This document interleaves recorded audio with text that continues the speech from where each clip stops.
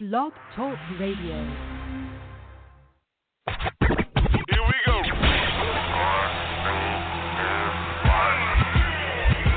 Blast off. This is True Capitalist Radio. True Capitalist Radio. I am your host, the man they call Ghost. The badass of business. Give him capitalism or give him death. That's it. Period.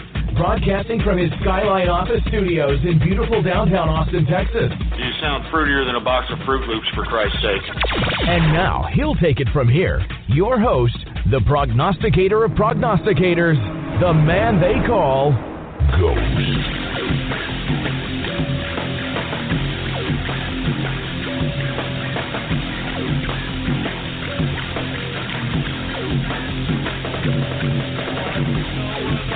Man. How's it going, folks? Long time no see. My apologies on that, but thank you very much for tuning in with me to another edition of the True Capitalist Radio broadcast. And, of course, I am your host, the man they call Ghost. And once again, folks, I want to thank you all very much for tuning in with me. Before we get started, I'd like to remind everybody this is episode number 491. Episode number 491 for all the folks that are keeping track of the True Capitalist Radio broadcast. And before we get into anything else, please spread it around, spread it around, spread it around like wildfire. And let everybody know that True Capitalist Radio is in effect and in the house. And we are live every Monday through Friday, 4 p.m. Central Standard Time, right here on the official website of the True Capitalist Radio broadcast, and it is blogtalkradio.com/ghost. That's blogtalkradio.com/ghost. And, of course, if you have not done so, please go ahead and follow me on Twitter and Gab. I'm on both of those social media sites under the name Politics Ghost. All one word, no underscores. Politics Ghost is the name to follow on Twitter and Gab. Of course, Gab is the Twitter alternative. Now that we got that all out of the way, let me just go ahead and extend my sincerest apologies, folks, for taking Good Friday off and yesterday off. Now, I'm going to be completely honest with you. It was a long-needed kind of a resting phase, to say the least. Now, I still did the Saturday Night Troll Show this past Saturday, folks. If you did not listen to it, don't. All right? It was a mess. It was a dramatic episode of things that did not need to happen. But anyway, I want to extend my sincerest apologies for not showing up on Baller Friday and on Carpet Munching Monday. On Friday, I just don't have enough time, man. I don't have enough time of the day to do any goddamn thing anymore. So, with that being said, I just want to say my sincerest apologies. Now that we got that out of the way, let's just go ahead and get right into the broadcast. We got a lot of things to talk about, folks. But let's go right into the markets, get to cryptocurrency. Folks, did you see the increases in cryptocurrency over the weekend? Did you all see this, for Christ's sake? I mean, good God, man. Why do you all think that I am making this a focal point, the first thing in the first financial hour? I mean, because, folks, I am telling you, and I am telling you this with from the bottom of my heart, I am being completely and 100% genuine. I definitely believe that this is the wealth revolution that is going to create new wealth. I mean, it is right at the beginning, in my personal opinion. And as more and more people become aware of cryptocurrency, this is what we're going to see. We're going to see an increase in value on all these cryptocurrencies. Now, what does that mean? That means that cryptocurrency is now being accepted amongst countries in the international community, folks. Now, we did talk about how Japan has already legalized cryptocurrency as legal tender. So you can go to Japan right now and I mean, you can go ahead and spend your legal tender out there in Japan. It's actual legal tender. India is considering this, and believe it or not, April 20th, 420, which I'm sure all of you are anticipating what yours truly is going to do on that show. But on 420, we're to expect to hear what direction India is going to go as it pertains to whether it's going to accept cryptocurrency in its economy or not. Now, if it does, by God, you better believe, since you've got over 1 billion Indians in that area that are now going to have a motive to acquire and hoard and save cryptocurrency, that is also going to drive the price up. You're talking about Russia considering accepting cryptocurrency. I mean, it is talked about all over the world. That's why I have been putting this as a focus on the first hour, the beginning of the first financial hour, because I want as many people that are listening to the sound of my voice to take part in this. And I want as many people to capitalize and make serious money. I mean, serious damn money. Now, the reason that I am so focused on this right now and pretty much de-emphasize the equities market is because you're going to reap a lot more profits in a short-term amount of time if you acquire, hoard, collect, trade, mine these cryptocurrencies, man. So I don't care how you get into it, just get into it. All right? It doesn't matter how you do it. If you start acquiring and hoarding cryptocurrency right now, here in the next 2 years, I think you're going to be thanking me for suggesting that I tell you to do so. I'm telling you this, we're already seeing it.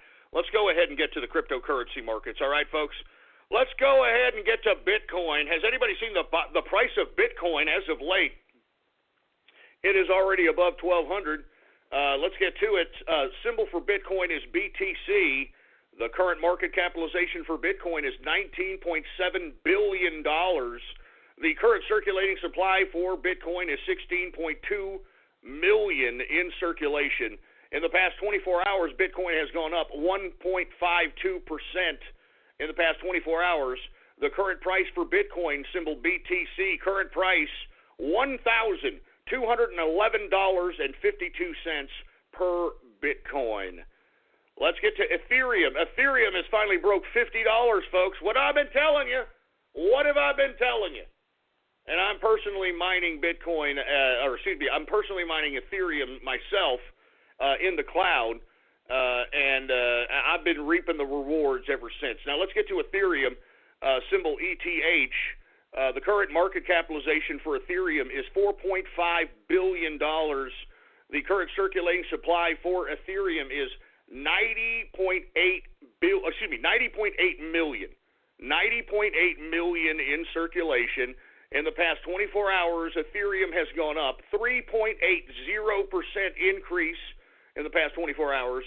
The current price for Ethereum, symbol ETH, current price $50.40 per Ethereum cryptocurrency. $50. I'm telling you, it's increasing. Now, if you folks would have just listened to yours truly several weeks ago when I was trying to get people into this damn thing, you would be making money right now if you would have gotten into this at any capacity. But, of course, you've got, your life losers out here that listen to this broadcast who just, for whatever reason, don't believe that cryptocurrency is legit and there's serious money behind it. Well, that's why you're a loser, and we capitalists are the way we are, baby. We win. You understand? We make money. We don't just sit here and wait for things to happen to us. We go out and we make things happen. That's the difference between capitalists and everybody else. Everybody else thinks that things are going to happen to them.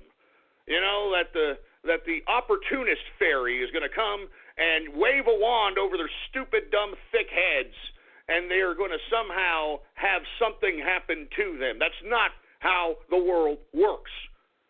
And that's the difference between capitalists and everybody else. Capitalists know that they make things happen. We make things happen. It's what we do. We don't just sit there and wait and hope. We make things happen. Anyway, current price for Ethereum, once again, $50.40. Let's get to Litecoin. Now, Litecoin, folks, had been seeing an increase throughout the weekend. It is pulling back as of late. And the reason this is pulling back today, and it's been raising at least for the past several days, is because you can tell that folks that are profiting in Litecoin are taking their profits and moving it in one of the cryptocurrencies that are increasing today. There's a bunch of them increasing, but that's really the trick, to continuously increase your net worth in cryptocurrency. You don't want to just stick to one cryptocurrency when you are profiting generously whenever one of these damn cryptocurrencies are taking a real big wave. You know, you want to be able to cash out and keep whatever liquidity that was gained in that wave and put it in another cryptocurrency that's either raising or at least not decreasing. So that's pretty much the trick in trying to continuously increase your net worth in cryptocurrency. Let's get to Litecoin first, folks. LTC is the symbol. LTC, current market capitalization for Litecoin is almost $529 million. The current circulating supply for Litecoin is 50.6 million in circulation of Litecoin. In the past 24 hours, Litecoin has pulled back 5.05% decrease. But as I stated, if you take a look at the chart for the past several days, it's been on an increase. So it's pulling back because you've got investors taking profits, and they're probably putting it in Ethereum, they're probably putting it in Bitcoin, or in another cryptocurrency so that they could keep whatever profits they made off of Litecoin over the weekend and continuously gaining profits. That's the name of the game in cryptocurrency, baby. That's the name of the game. Anyway, current price for Litecoin, symbol LTC, current price is $10.43 per Litecoin. Let's get to Dash Coin. Dash was also another cryptocurrency that was raising generously this weekend. It is also pulling back under the same context that I mentioned for Litecoin. People are just taking their profits, moving those profits into another cryptocurrency that isn't taking a decrease. Let's get to Dash. Dash Coin, symbol DASH. The current market capitalization for Dash Coin is $523 million. The current circulating supply for Dash Coin is 7.2 million in circulation. In the past 24 hours, Dash Coin has gone down 4.35% decrease in the 24-hour period. The current price for Dash Coin, symbol DASH, the current price, $72.30 per Dash Coin. And look, I personally believe that Dash Coin is going back up. I'm bullish on Dash Coin. If you take a look at the chart a couple of months back, it was as high as about $120 a Dash Coin. So what that means is someone is holding the bag at 120, 115, 110. People are holding the bag at these prices. They purchased this cryptocurrency at these prices. So they're not going to sell. They're not going to liquidate until the price of Dash gets close, if not meets, the previous highs of Dash Coin, which was $120. So I think that we're destined to see that here again, and I'm bullish on Dash. Once again, DASH is the symbol. Let's go to the Monero. The Monero is also increasing, folks. You see, all these have gone up and up and up. Let's get to the Monero. XMR. XMR is the symbol. Current market capitalization is $301 million. The current circulating supply is 14.3 million in circulation. In the past 24 hours, the Monero has pulled back a slight bit. It has gone up a slight bit, I should say. Monero has gone up 1.46% increase in the 24-hour period for Monero.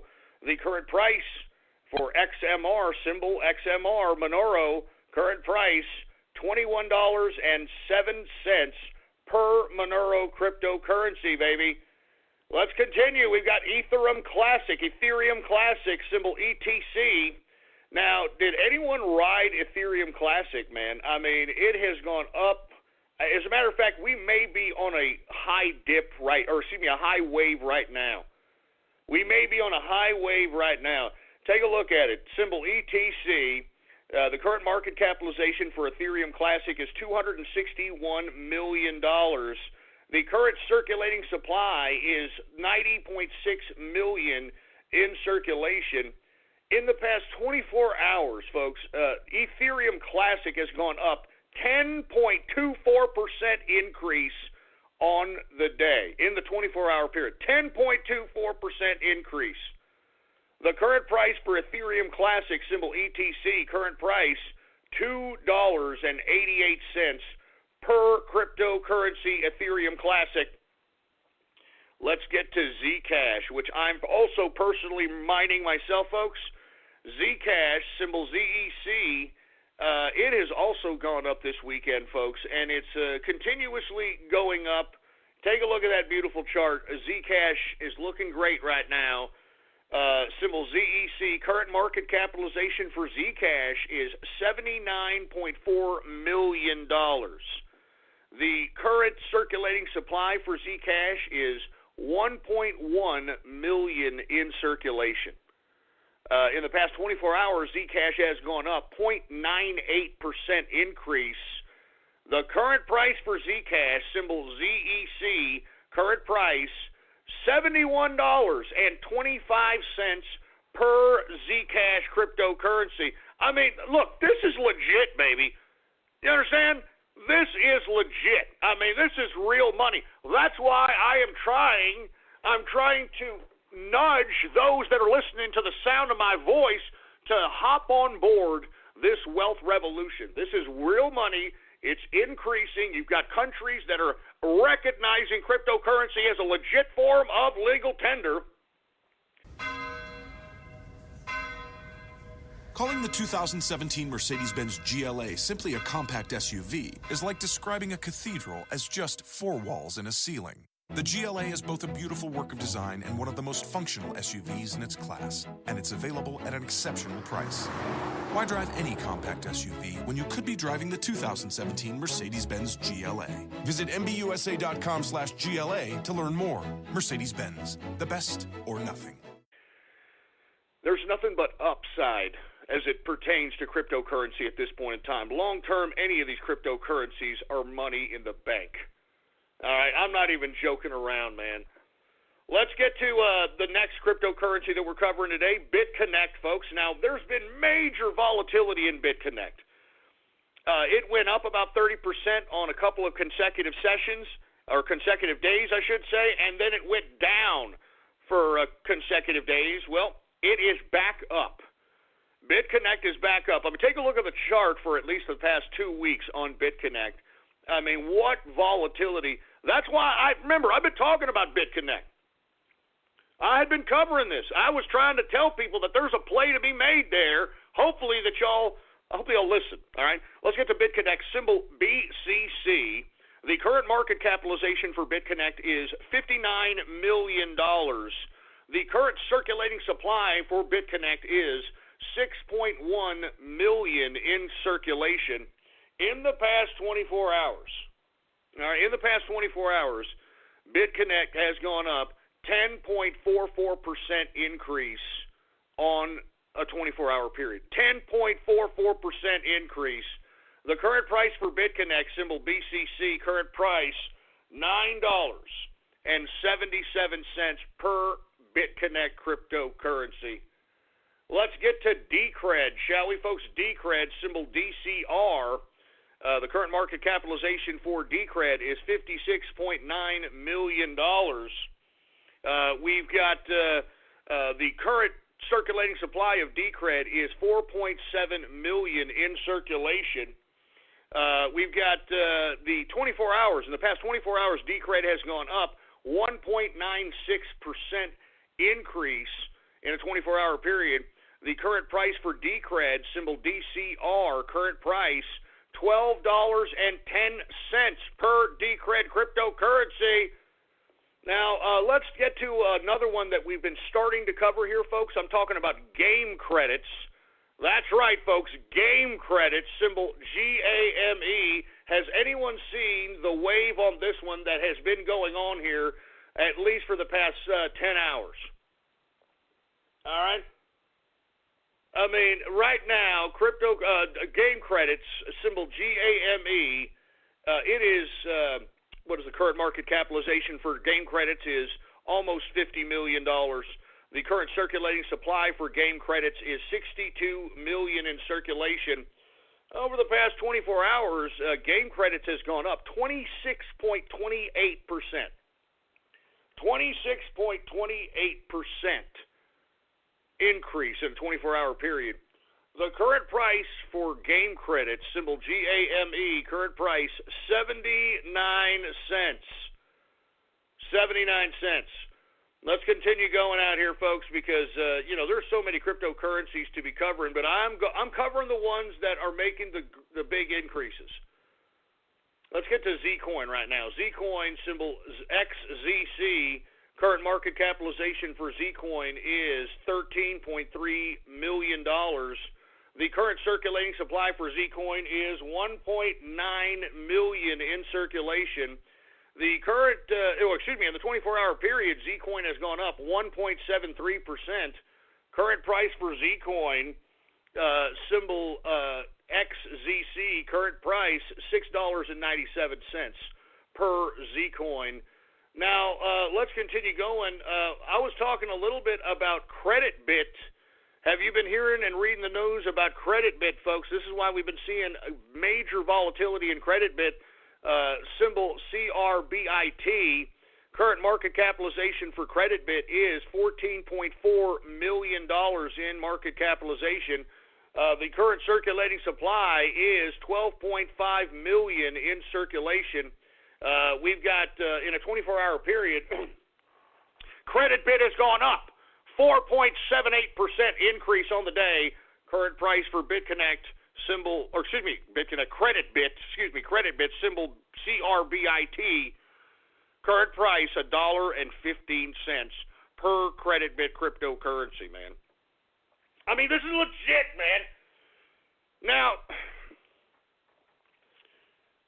I'm just telling you one thing as I'm as serious as a heart attack right now.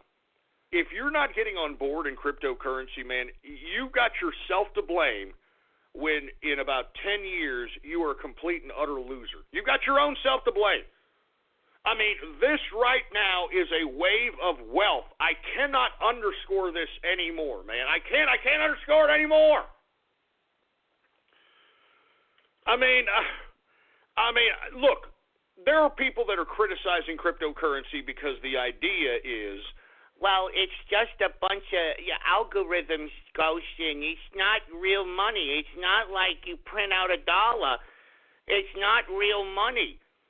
Hey, do you think that dollar that's in your pocket is real? There's nothing backing up that paper fiat currency, okay? Secondly, we have a central bank which makes the judgment call on whether or not they're going to print a lot of that fiat currency or not print a lot of that fiat currency. That means there is an overlord on how much is going to be produced of a given fiat currency. Now, take a look at this. They are phasing out cash. They're even talking about it in circles here in the United States, phasing out cash. You're seeing it propagandized in the commercials. I've seen commercials where people are paying with cash while everybody's paying with their goddamn phone, their card, their whatever, and they're waiting in line looking at the asshole with cash as if this guy just farted on their Sunday dress or something. I mean, they're trying to demonize people who pay with cash. Now, I ask you this, okay, if we phase out cash, then who's going to be in control of what the alternative to cash is? And what is that alternative to cash? It's nothing but a bunch of digits. It's a bunch of numbers. So you mean to tell me that this same central banking system that has completely screwed up the fiat currency systems of the world, you mean to tell me that you want these same people in charge of the digital digits that represent the currency of a country? I mean, I don't understand. I mean, you're going to trust a central bank on the digits? I mean, at least now as the current system stands, I mean, they are having at least a protocol of printing the money, which kind of prevents them from going too nuts. But when it's all digits, I mean, these people can just move decimal points and just add trillions of monies of digital currency into the economy. I mean, I don't like the implication of a cashless society being ran by a central bank. And what cryptocurrencies do is that they are a pre-programmed algorithm that already have a predefined amount of cryptocurrency that is going to be mined, that is going to be circulated, and there's no more after that. No more after that. So that means that unlike a Federal Reserve system or a central bank system who can continuously just put out money after currency after currency, this cryptocurrency sets a boundary on how much currency will actually be created. And because of that, that's what creates the high value in fiat currency when you cash out cryptocurrency in comparison to anything. I mean, take a look at the exchange rates of cryptocurrency to American dollars, to Japanese dollars, to Chinese dollars, to any dollars, any of them. It's all a high price. No matter what currency, no matter what fiat currency you're exchanging cryptocurrency with, it's a high price. And why is it a high price? Because all these damn fiat currencies have been overprinted by central banks. And as a result, because there's a finite amount of cryptocurrency available for the general world public, the price increases in value all across the board. So in the end, baby, I prefer, a finite cryptocurrency algorithmic digit as opposed to having a bunch of central bank assholes who has pretty much put this whole goddamn world economy into a precarious scenario. I prefer to trust an algorithm over some central banker. I mean, that's all there is to it. I mean, and let me tell you, the days of the central bank are numbered as it pertains to the growing prominence of cryptocurrency. I mean, the days are numbered. And not to mention, not just central banks, banks in general. All right? Banks in general they're going to be phased out because you, as the individual, you're in control of your own wealth in cryptocurrency. You're in control of your own finances. You're in control of how you trade your currencies. You're in control of how you send your currencies. I mean, you understand this, folks? I mean, this provides an independence to finance that has never, ever been seen before. And, this is why I advocated the last show that anyone who's listening, you want to make a small business right now, why don't you start a small consulting operation in consulting businesses and converting them to having an option to accepting cryptocurrency as a method of payment. And the reason that you would want to do this, the selling point is that the businesses that accept cryptocurrency, there are no chargebacks. There are no fees when you send cryptocurrency from one wallet to the next. There are nothing. I mean, there's nothing. I mean, the risk is so minimal, it's unbelievable. So that's why I am saying, in my personal opinion, I think that cryptocurrency is the future of finance. It's the future. I mean, just imagine. Okay, let's say you do take my advice, and you go out and you want to start a small little consulting operation, retrofitting each one of your local businesses to accept Bitcoin. And it's very easy to do because all you'd have to do is teach these folks how a wallet works, a digital wallet, and how to accept it. Easiest way to accept cryptocurrency is to put QR codes at the point of sale in whatever business you're retrofitting to accept cryptocurrency. So this way, the individual that wants to pay in cryptocurrency just takes a picture of the QR code which is the Bitcoin wallet or whatever cryptocurrency wallet address of the business, and they take that picture and then they send the appropriate amount of funds necessary to purchase the product or service to the wallet. And once the wallet sees that the monies have been transferred, that's it. The transaction has been fulfilled.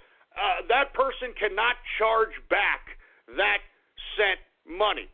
I mean, it's perfect for bars. It's perfect for like high-risk type of businesses that get charged high amounts of fees and credit card transactions because of the risk of chargebacks. I mean, this is a great opportunity. I mean, if you want to make some money, I mean, I think that you should start considering offering services of retrofitting businesses. The first business that I would hit up if I were you folks, the bar business. Oh my God, the bar business are hit up with countless chargebacks. And it's because everybody's a drunkard idiot, and they get buyer's remorse that they ended up spending about goddamn $150 at the bar, and then they charge the damn thing back, and it's a pain in the ass.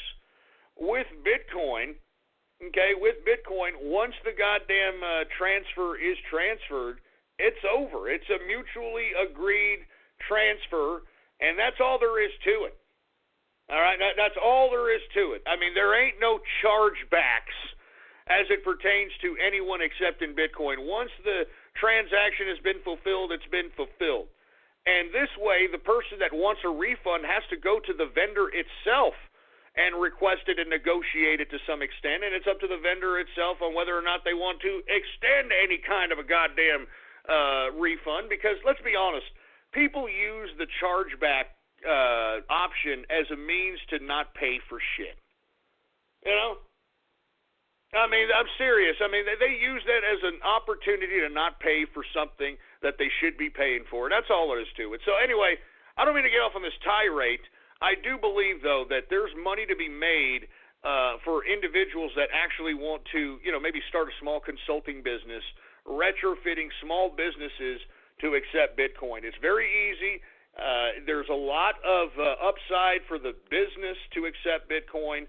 The fact that Bitcoin is deemed property is by the IRS is a very, very good selling point.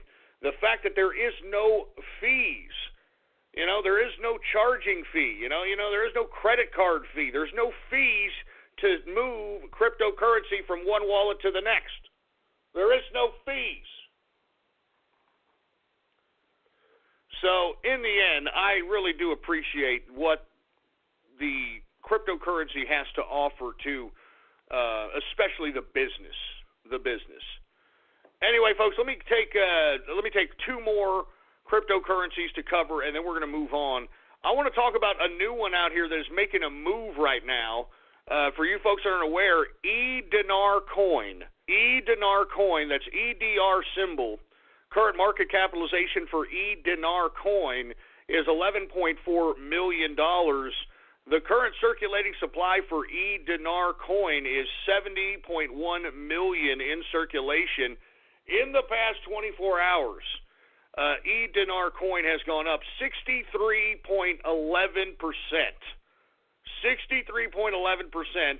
The current price, the current price for eDinar Coin, symbol EDR, current price, 16 cents. All right, now the only reason I'm covering it is because it made a move at about 63%. So, I mean, that's serious money. And look, just because you see a cryptocurrency at a very low rate doesn't mean that you should negate that.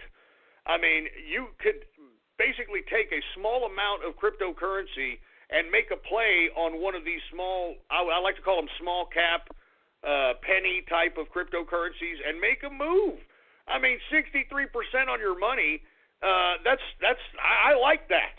I like that. I'm not even joking around. I like that. So with that being said, keep your eye out for eDinar. As a matter of fact, the dinar is the currency in the Middle East, the dinar. So this means that this particular currency is a Middle Eastern currency, So if the Middle East begins to accept cryptocurrency, this is one to look out for the Middle East acceptance of a cryptocurrency. Because right now, Japan, let's go back to Japan. It legalized cryptocurrency as a legal form of tender. But Japan, if you take a look at its exchange rate with U.S. dollars, it's disproportional. That's because the Central Bank of Japan completely just printed out so much yen that the exchange rates are pretty much ridiculous. So how are they going to apply the overproduction of Japanese yen in comparison with a cryptocurrency so they can integrate a cryptocurrency into their economy? Well, first and foremost, folks, the currency that right now is being accepted, I mean, it's one of the most popular cryptocurrencies in Japan, is called Ripple, folks. I don't know if you're familiar with Ripple. Symbol on Ripple is XRM. Now, Ripple cannot be mined anymore. It's been mined completely, okay? It has been completely mined. Let's go ahead and get to Ripple since we're covering it now. Ripple, current market capitalization is $1.2 billion. The current circulating supply is, get this, 37.5 billion in circulation. All right, 37.5 billion. Now, of course, in the past 24 hours, it's been fluctuating. It's gone down here 1.09%. The current price to Ripple, symbol XRP, current price, 3 cents. 3 cents. So why is the yen, or excuse me, why is the Japanese cryptocurrency of flavor of Japan is Ripple? Why do they prefer Ripple? Well, it's because, first of all, there's a massive amount in circulation. Secondly, it's only 3 cents. So the exchange rate of getting Ripple in exchange for their Japanese yen is very, very conducive and very much applicable to their economy. So it's a cheap cryptocurrency. It's in conjunction, or it's got the same kind of exchange rate, or a favorable exchange rate with the yen, and at the same time there is a dramatic amount of these circulating. So when you have a country like Japan that's got 150 million, 125 million people, well, if they're going to accept cryptocurrency, they're going to want to hoard a cryptocurrency, and they're going to want to be able to obtain it either through their own dollars, and if they do obtain the currency, they want to be able to exchange it with their dollars, and Ripple is applicable. Somebody in the Inner Circle chat room is saying 1 cent equals 1 Japanese yen. 1 cent. So you take a look at Ripple, which the price in U.S. dollars is 3 cents. You can see why Ripple is applicable and favorable as a cryptocurrency of legal tender in Japan. Not to say that they won't accept Bitcoin, but Bitcoin, the U.S. dollar exchange rate of Bitcoin is $1,211. I mean, I don't even know how much Japanese yen that is, but it's not applicable. It's not something that can be exchanged at an appropriate rate that's conducive to economic productivity in an economy like Japan.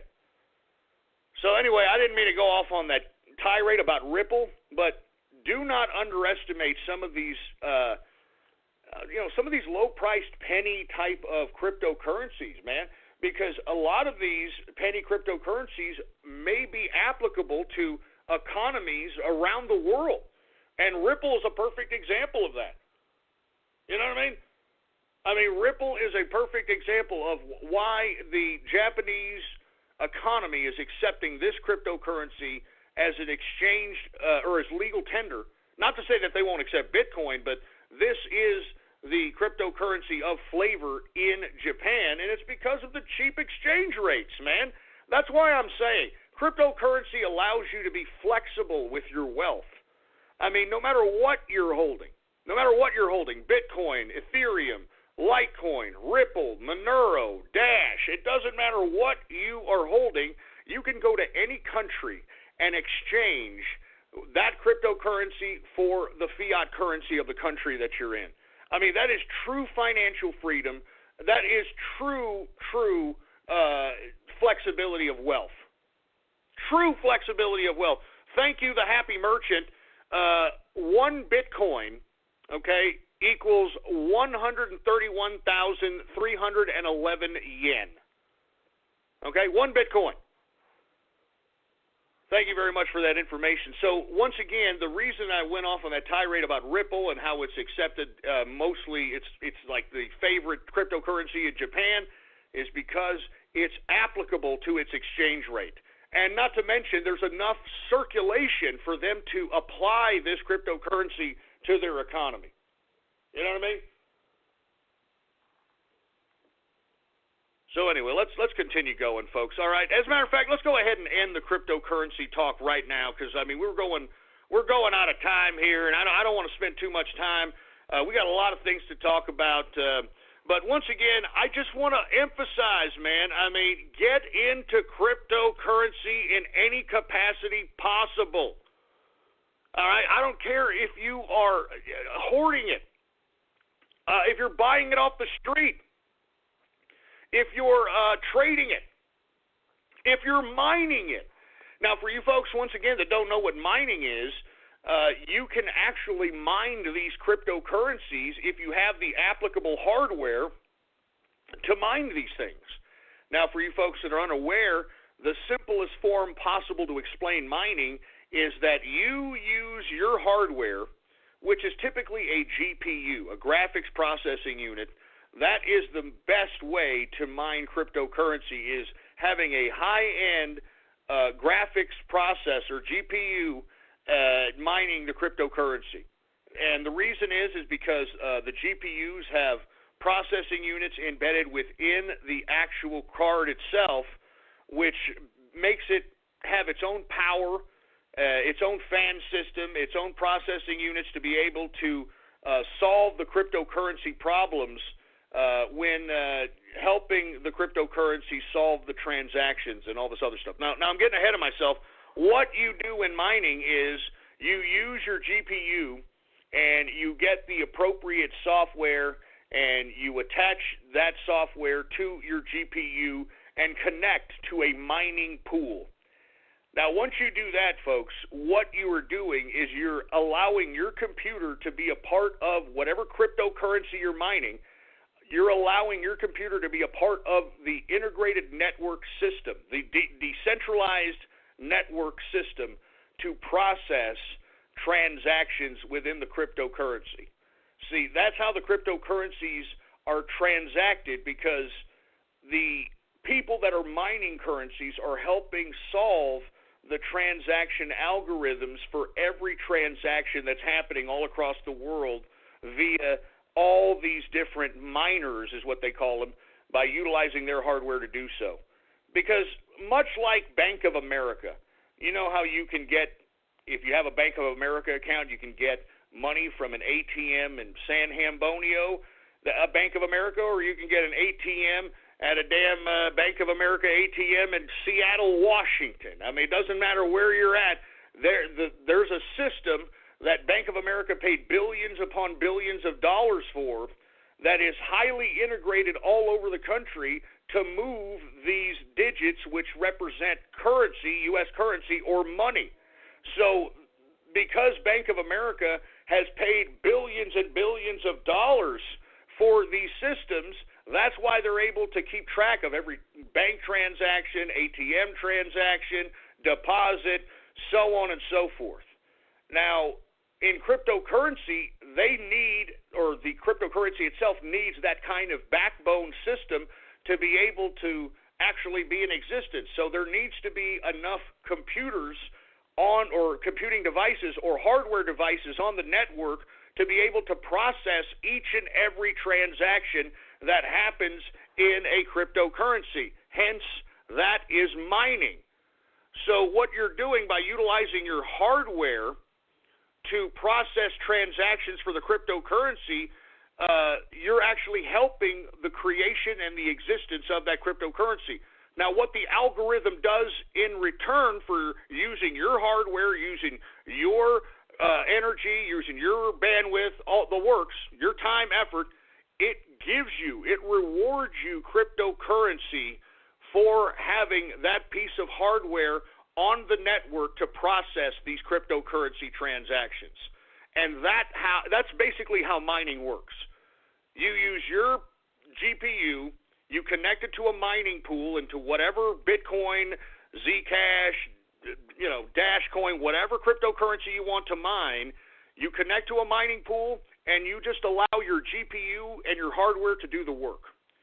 And what will happen is your hardware will be used to process transactions in whatever cryptocurrency you're mining. And because your hardware, your energy is being used, the algorithm rewards the miners with cryptocurrency for allowing the system of the cryptocurrency to remain alive because they are mining the cryptocurrency. It's really unbelievable. It's really unbelievable. Anyway, with that being said, in my view, there's two ways to do it. You can purchase your own mining rig, which basically comprises of this. You get yourself a high-end motherboard that'll allow you to integrate 4 or 5 high-end processors on the motherboard.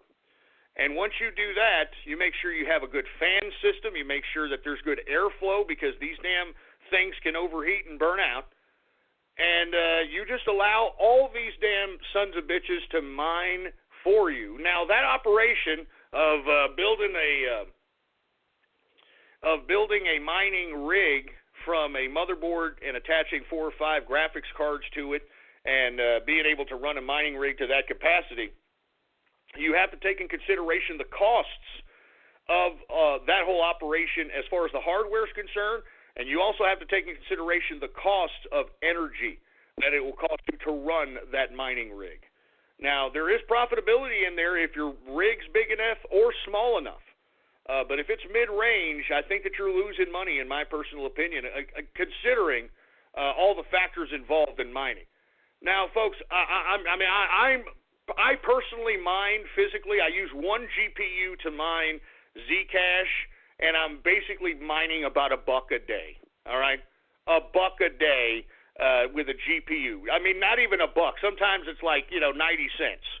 Okay, but what I did as an alternative, because I'm trying to acquire more cryptocurrency, is I'm mining in the cloud right now, and folks have been taking advantage of this, and they're actually thanking me that I have suggested mining in the cloud because it is the most easiest, fastest, and convenient way to mine cryptocurrency in my personal view. Now, let me go ahead and tweet out the cloud mining company that I use personally that I have dropped. I'm going to drop another 1,000 on more mining hash power because, I'm making pretty good fucking money. Excuse my French. I'm making pretty good, decent money on mining in the cloud. Now, for you folks that are unaware, what you do is when you sign up, let me go ahead and tweet this out right now.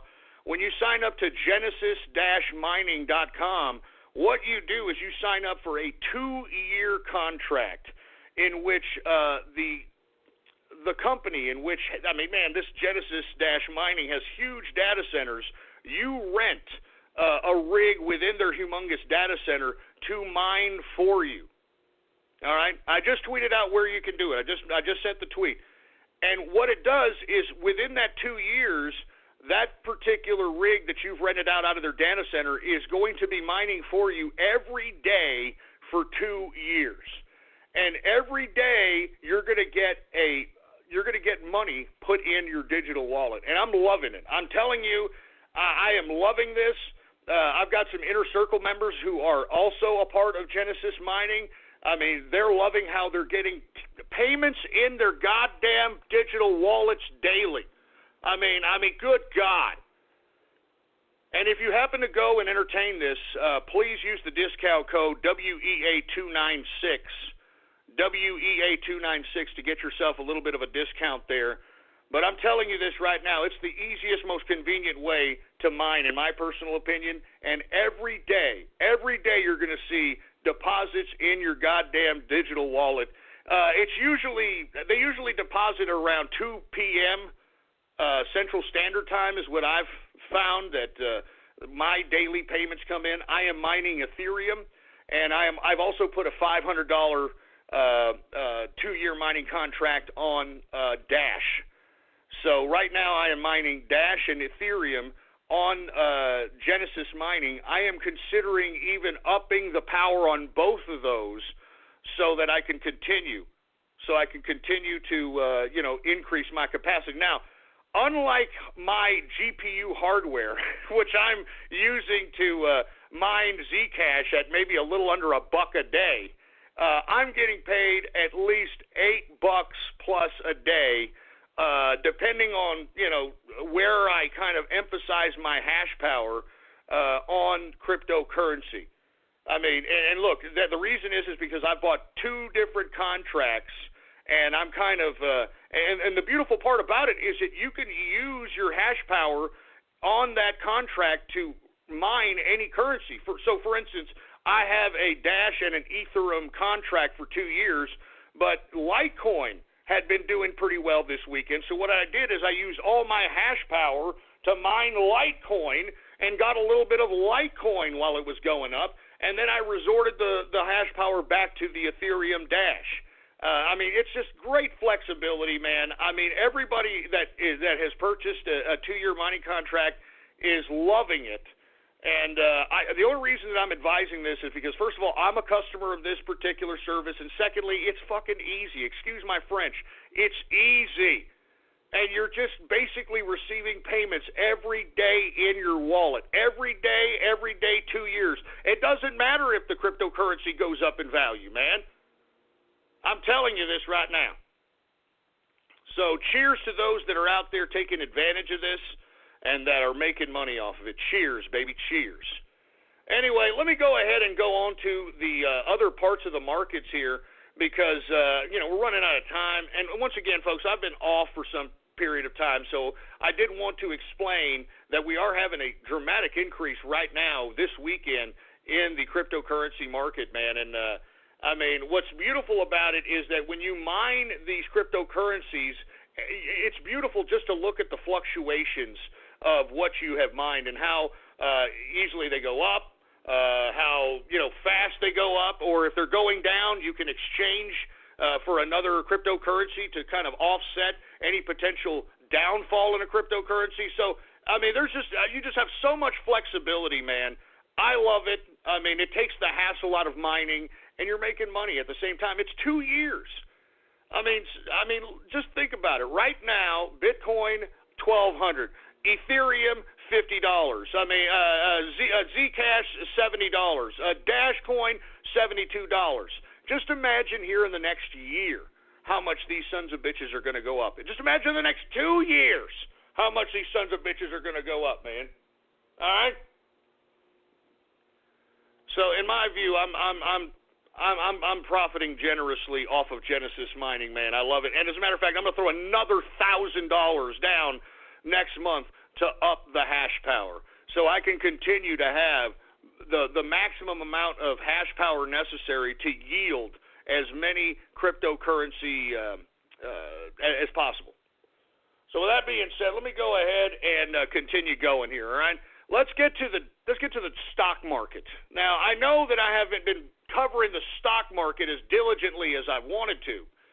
But at the same time, there hasn't been any profitable plays to be made in the stock market. And the reason is because there's not that many players in the stock market anymore besides these the players on Wall Street, the big fund managers, hedge fund managers, mutual fund managers. And as a result, we're not seeing much action. We're not seeing much volatility in the market. And I don't like that, man, because, I mean, I need volatility to gain liquidity. I mean, that's where liquidity is made, in volatility, baby. I'm just saying. Let's get to the Dow. Now, the Dow did decrease today because Goldman Sachs had a disappointing earnings that pretty much shocked the market. It shocked the market, and the reason it shocked the market is because, Goldman Sachs is supposed to be the catalyst of corporate Wall Street America, and if it's having problems right now, then what the hell's the problem? Anyway, that shocked the market. That's what drove the market down, because we should not have seen a down market today. The dollar took a tumble. We should have seen an increase in equities, but we did not. So this goes to show you that the Goldman Sachs earnings kind of shocked the stock market, and it's reflected in today's session. Let's go ahead and get to the Dow Jones Industrial.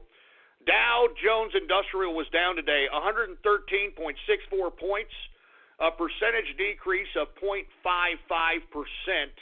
closing out the Dow Jones Industrial at 20,523.28 points for the Dow Jones Industrial. All right, let's get to the S&P. The S&P is also down today, 6.82 points, a percentage decrease of 0.29%, closing out the S&P at 2,342.19 points for the S&P 500. Let's go ahead and get to the NASDAQ. The NASDAQ is also down today, 7.31 points, a percentage decrease of 0.12%, closing out the NASDAQ at 5,849.47 points for the NASDAQ composite. Now, folks, I am not bullish at all on this goddamn market. And if you're going to actually diversify your investments and actually want to buy something in the market, I would just advise right now, until whenever these damn idiots who control the market, who are rigging the market on Wall Street, decide to crash this thing, I would advise people to just, value invest. Value invest in high-yield dividend stocks. And you want to look at the prospectus. You want to look at the books of these high-yield dividend stocks, and you want to make sure that their yields and their dividends are going to continue for at least several years. Because, anyone can put a high-yield dividend as it pertains to a stock to drive in investors, and then once the investors are in, a lot of times these companies take away the dividends. So you want to make sure that whoever you're value investing in not only pays a high-yield dividend, but continues to, pay that high-yield dividend. You know what I'm saying? So in my personal view, that's the only way and the only reason you should be investing in the stock market right now. Value investing, meaning that every month you're going to put so many some odd dollars into the stock market. Let's say, you've got $150, $200. So you got $200 a month that you're going to save. But you don't want to save. You want to put it somewhere where it'll give you net worth while at the same time making it work for you. Let's say you find a stock that, gives a decent yield in dividend. Well, you want to be able to purchase $200 a month worth of that stock. And the reason it's called value investing is because whether it goes up, whether it goes down, it doesn't really matter, because you're value investing based upon a methodology in which you're not necessarily purchasing the stock with the intention of profiting in the short term in the stock. You're actually holding in a value investing strategy for the long term. And the reason that you want to acquire dividend-based stocks is because, aside from actually owning a stock and giving you net worth, because if you own shares of stocks and you put that on a credit application, you look pretty goddamn good. Aside from that, the dividends that they pay quarterly. So what you want is a stock that is going to pay you per share the highest amount possible per quarter. So if you acquire a lot of a given high-yield dividend stock, every quarter you're going to make money off of each stock that you own. So that technically the stock is paying you to own it. Now, that is the only investing strategy right now in which I would advise anybody to invest in this market right now. That's the only thing. Only in the equities market, the only way, in my view. There is no other reason to invest in this market outside of a value investing strategy. And I think anything else, you're screwing yourself, in my opinion. All right. Anyway, let's go ahead and get to commodities, folks, because once again, we are running out of time. And listen, I mean, the reason we're running out of time is because a lot of this stuff, it requires a lot of information. You know, you need to know what you need to know so that you can apply it to your life so you can be the badass capitalist that you can be, baby. You understand? Anyway, folks, we're going to go ahead and get to commodities here.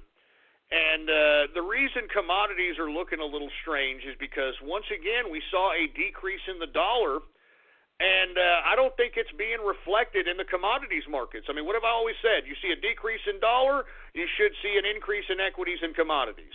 You see an increased dollar, you should see a decrease in equities and commodities. So as I'm looking at the big board in the commodities, you can tell, once again, the investors don't know what the hell they're doing. They don't know what to do. They don't know what the hell to do. Calling the 2017 Mercedes-Benz GLA simply a compact SUV is like describing a cathedral as just 4 walls and a ceiling. The GLA is both a beautiful work of design and one of the most functional SUVs in its class, and it's available at an exceptional price. Why drive any compact SUV when you could be driving the 2017 Mercedes-Benz GLA? Visit MBUSA.com/GLA to learn more. Mercedes-Benz, the best or nothing. Anyway, folks, we are now in the second hour of the True Capitalist Radio broadcast. And, of course, I am your host, the man they call Ghost. And once again, folks, I want to thank everybody for tuning in with me. Before we get started on anything else, I'd like to remind everybody to spread it around like wildfire, and let everybody know that True Capitalist Radio is in effect and in the house. And we are live every Monday through Friday, 4 p.m. Central Standard Time, right here on the official website of the True Capitalist Radio broadcast. And it is blogtalkradio.com/ghost. That's blogtalkradio.com/ghost. And, of course, if you have not done so, please follow me on Twitter and Gab. Twitter and Gab, folks. I'm on both of those social media networks under the name Politics Ghost. All right, all one word, no underscores. Politics Ghost, baby. All right. Anyway, let me continue going on with the commodities, and then we're going to go ahead and give some Twitter shout-outs here because I know we're running out of time. Let's get to energy, folks. Now, once again, we saw a decrease in dollar. What is it going to be reflected in the equities? Well, let's see. Let's get to energy. WTI sweet crude down 24 cents, a percentage decrease of 0.46%, closing out WTI at $52.41 per WTI sweet crude.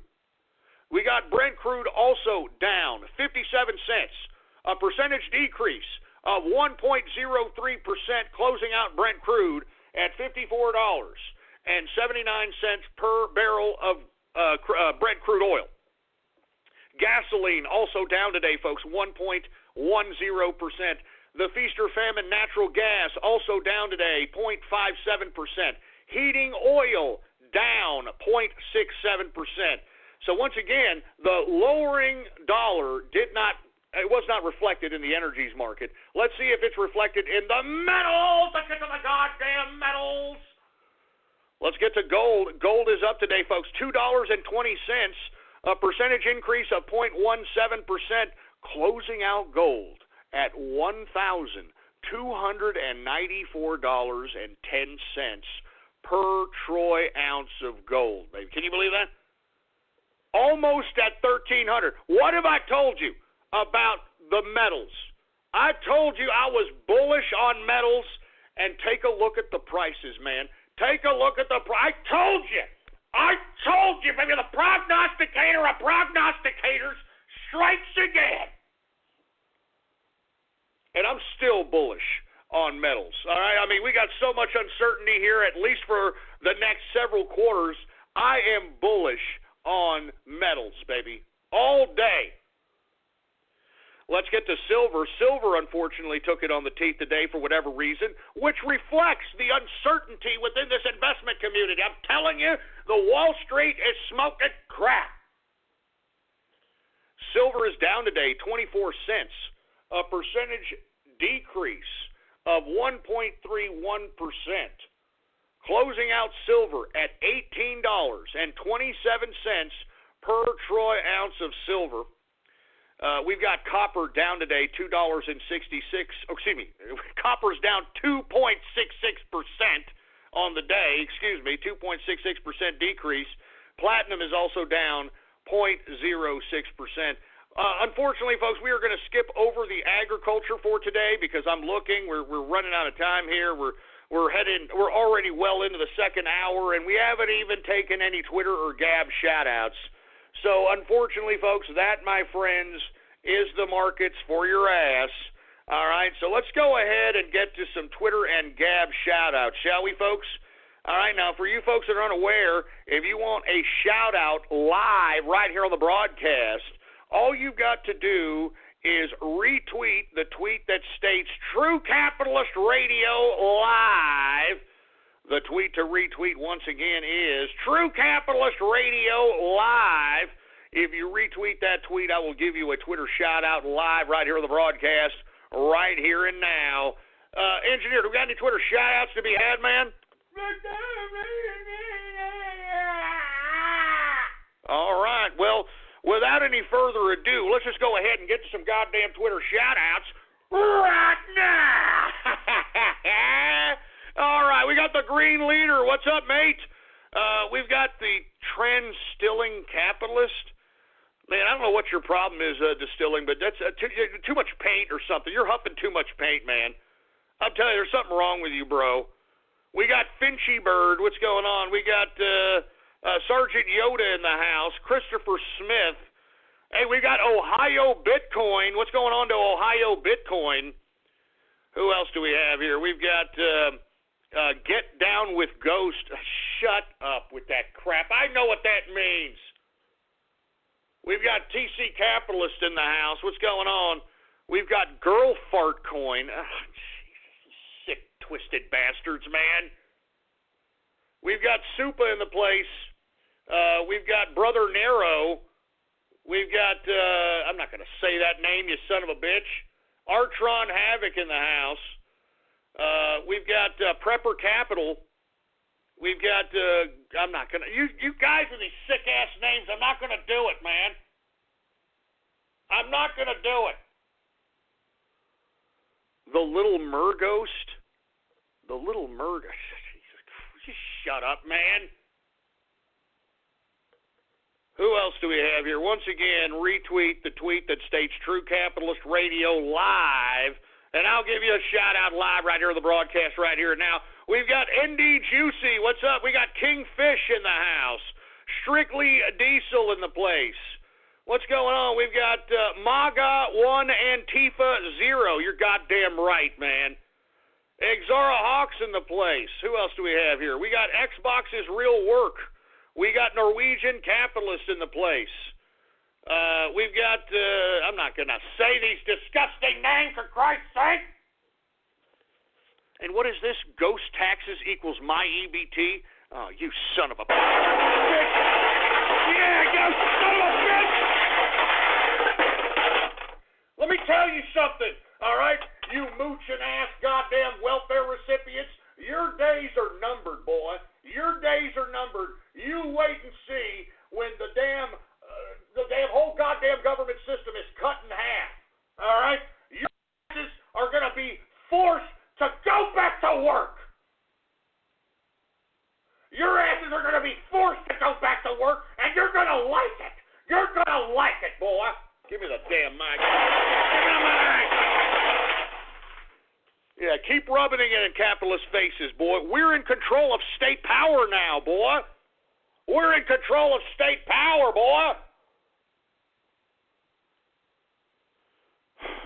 Son of a bitch. Anyway, we got Benton Ben, and happy birthday to Benton. What's going on, man?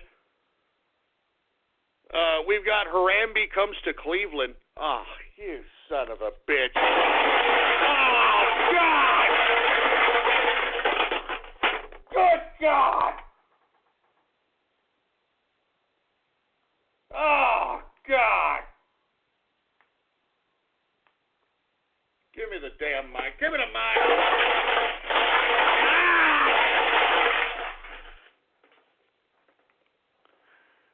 Helicopter rides for Antifa. Hey, you know what? I'm glad somebody made that name. Tell you what, folks, this Monday, this weekend, I saw what happened at Berkeley, and I saw the clashes between Antifa and the Trump train. And I'm tired of these Antifa pricks. I'm tired of them. These people are advocating violence. They're being violent upon people, women. One guy was just out there holding a sign telling, Antifa that they're acting like a bunch of brats, and they clocked him over the head, bashed his head in, for Christ's sake. He's bleeding all over the place. I'm tired of Antifa. So what I did, folks, is I created a shirt, all right? Now, this has nothing to do with the show other than the fact that I created it. But here it is, helicopter rides for Antifa, folks. Let me go ahead and retweet this. This is helicopter rides for Antifa, communists, socialists, SJWs, and leftists. Helicopter rides apparel. I just retweeted it right there, folks. It's got a picture of Pinochet and a helicopter with somebody being thrown out from it. So it's a satirical shirt. It's satirical, okay? But I'm getting tired of these goddamn Antifa idiots. I'm telling you, I'm getting tired of it. I'm getting tired of it. You can run, you can hide, you get helicopter rides. Do you understand me there, you commies, Antifa, socialists, social justice warriors, leftists? Do you understand that, boy? Like I said, helicopter rides apparel right there. Just retweeted it, man. Not even joking around with these pricks. And not to mention, that shirt will be up for a long period of time because I want that shirt to be worn everywhere. All right? I want that shirt to be at these goddamn events where they're taking on Antifa and clashing in the street with them. All right? I mean, we need this to be thrown in the face of Antifa, of communists, of anti-capitalists. We need to throw it in their faces that we think that they are lower than life, that we could care less if someone like Pinochet style came out and gave them free helicopter rides. We could care less. All right? I mean, communists are no different than stepping on a cockroach as far as I'm concerned. I'm not joking around. Son of a bitch, freaking commies. Anyway, let me move on and continue on with the Twitter shout-outs. We've got the trans Bible. Did you put a pair of balls on a Bible? I mean, that's right after Easter, you blasphemous prick. Anyway, we've got True Workaholic Radio. Yeah, today I can attest to that, all right? I can attest to that. Crypto girlfriend. What the hell does that mean, crypto girlfriend? What the hell? I don't get it. Crypto girlfriend. We've got East Coast chemtrails. Okay, what's going on to East Coast chemtrails? We got Ghostzilla. Oh, no. Fresno a la snack bar. Yeah, have y'all heard, folks? Some a la snack bar, once again, out there in Fresno, deciding to go full Jehudi, and I guess took some pop shots at some folks. I mean, how much more do we have to put up with this before we realize that, there's a problem going on here, and Barack Obama and the Democrats brought it to our shores. They brought it to our shores with their goddamn immigration policy, with their refugee policy. Jesus Christ, man. Who else do we have here? We've got Broken Tyson Rocket, whatever the hell that means. I don't know. Well, why are you broken, Tyson? Why are you broken? Did you have a little lover spat or something? Yeah, get over it. Go to the bar and tie one over or something, all right? We've got Vivian HD. We've got Rainbow Dash Coin, you son of a... Shut up!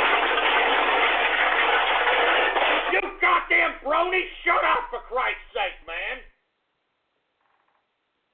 Rainbow Dash Coin. Yeah, I'm sure all you bronies are all stupid morons. Give me the mic, man. All right, you know what? That's it. And look, I'm looking at more Twitter shout-outs. Look at Alex first, Ghost next. You know what? We're going to talk about that here in a minute, boy. Don't get me started on that. Don't get me started on that, for Christ's sake, man. Ghost's Little Pepe. What the hell does that mean, Ghost's Little Pepe? Venezuela weight loss? All right, that's it. Venezuela get that. That's it. No more Twitter shout-outs. We're going on to Gab. All right, that's what we're doing. We're going on to Gab now. If you want a Gab shout-out, all you got to do is repost the first post on my Gab account, and the repost, I should say, True Capitalist Radio Live.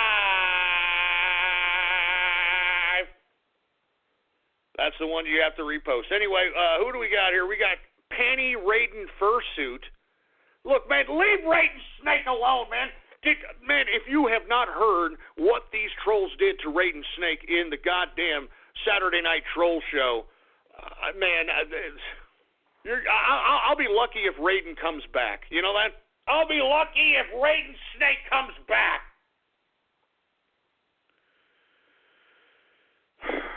I hope you goddamn trolls are happy. You know that? I hope you goddamn trolls are happy. We've got BN King. We've got Corn Blaster in the house. We've got, I'm not going to say that disgusting name. We've got Official Democratic People's Republic of Korea. Are you joking? Is that for real? That's a troll, for Christ's sake. We got the Green Leader in the house. We got Arboru. What's going on? We got, I'm not going to say that name. We got Taste the Rainbow. Oh, Jesus Christ. Trump or death. You're damn right. Who else do we have here? We've got Cleveland and Hero LOL. Man, you guys are sick, man. I'm telling you, you got something wrong with your head, man. We got Starcuck Sucks. What's going on? We got Steven Land Universe, for Christ's sake. Just shut up, man.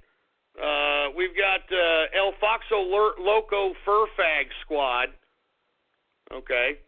We've got, who else we got? We got, I'm not going to say that disgusting name. We got Sergeant Yoda in the house. We've got Oflamo the Drama Slayer. We got Veteran of Forum Wars in the house. We've got Rock Ape in the place. We've got Agent Odd Eyes in the house. What's going on? We've got Chris Hyde in the house. We've got NYSE Brony Infestation. You know, that's enough. Jimmy Fingers Arse. Oh, man, no, look, let's not go there, all right? Let's not go into, look, I don't want to talk about it, all right? I don't want to talk about it. I don't even want to air that business on the show, all right? Anyway, I don't want to go there, all right? We got Raiden's Quitter shout-outs. Look, leave Raiden Snake alone, man. Leave Raiden Snake alone. We got CDI Fan 237. We got Billy the Belt Boy. Whoremaster is on what? You're on Gab now? Oh yes, I am the Whoremaster. Oh yes. Jesus Christ, man. We got Cleveland Brown, Ohio.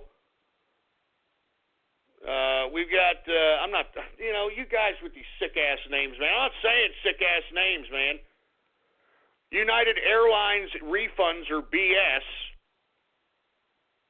We've got Samurai Jack. All right, you know what? That's enough. You guys are going to be posting these sick-ass names. I'm not going to continue doing this goddamn crap. You sick goddamn perverts! You guys are sick perverts, man. You're sick-ass perverts. Anyway, give me the damn mic. Give me that mic. All right, that's enough. All right, I've had just about enough of Twitter and Gab shout-outs at this point in time, all right? All right? Hey, whoever posted this, look, I'm about to tweet this. Whoever posted this, you're an asshole, and I know what you mean by it! You Twitter asshole! Look what they did on Twitter! Look! Whoever did that, you deserve deserve a kick in the balls. Son of a bitch. Give me the mic.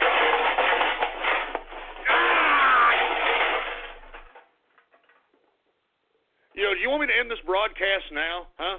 Yeah, let me tell you, I really enjoyed my damn time off. You want me to end this broadcast now, you sack of crap? You want me to end that broadcast now, you sack of crap?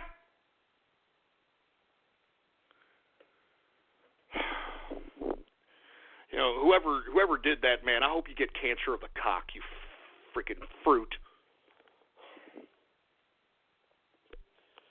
All right, listen, I'm just gonna move on. I'm not gonna pay any more attention to Twitter or Gab or any of these goddamn freak shows out here. I'm not paying attention. I'm not paying attention to you freaks. Now let's talk a little bit about POTUS. All right, let's talk about the president. Did you see him out there in Wisconsin today? Huh?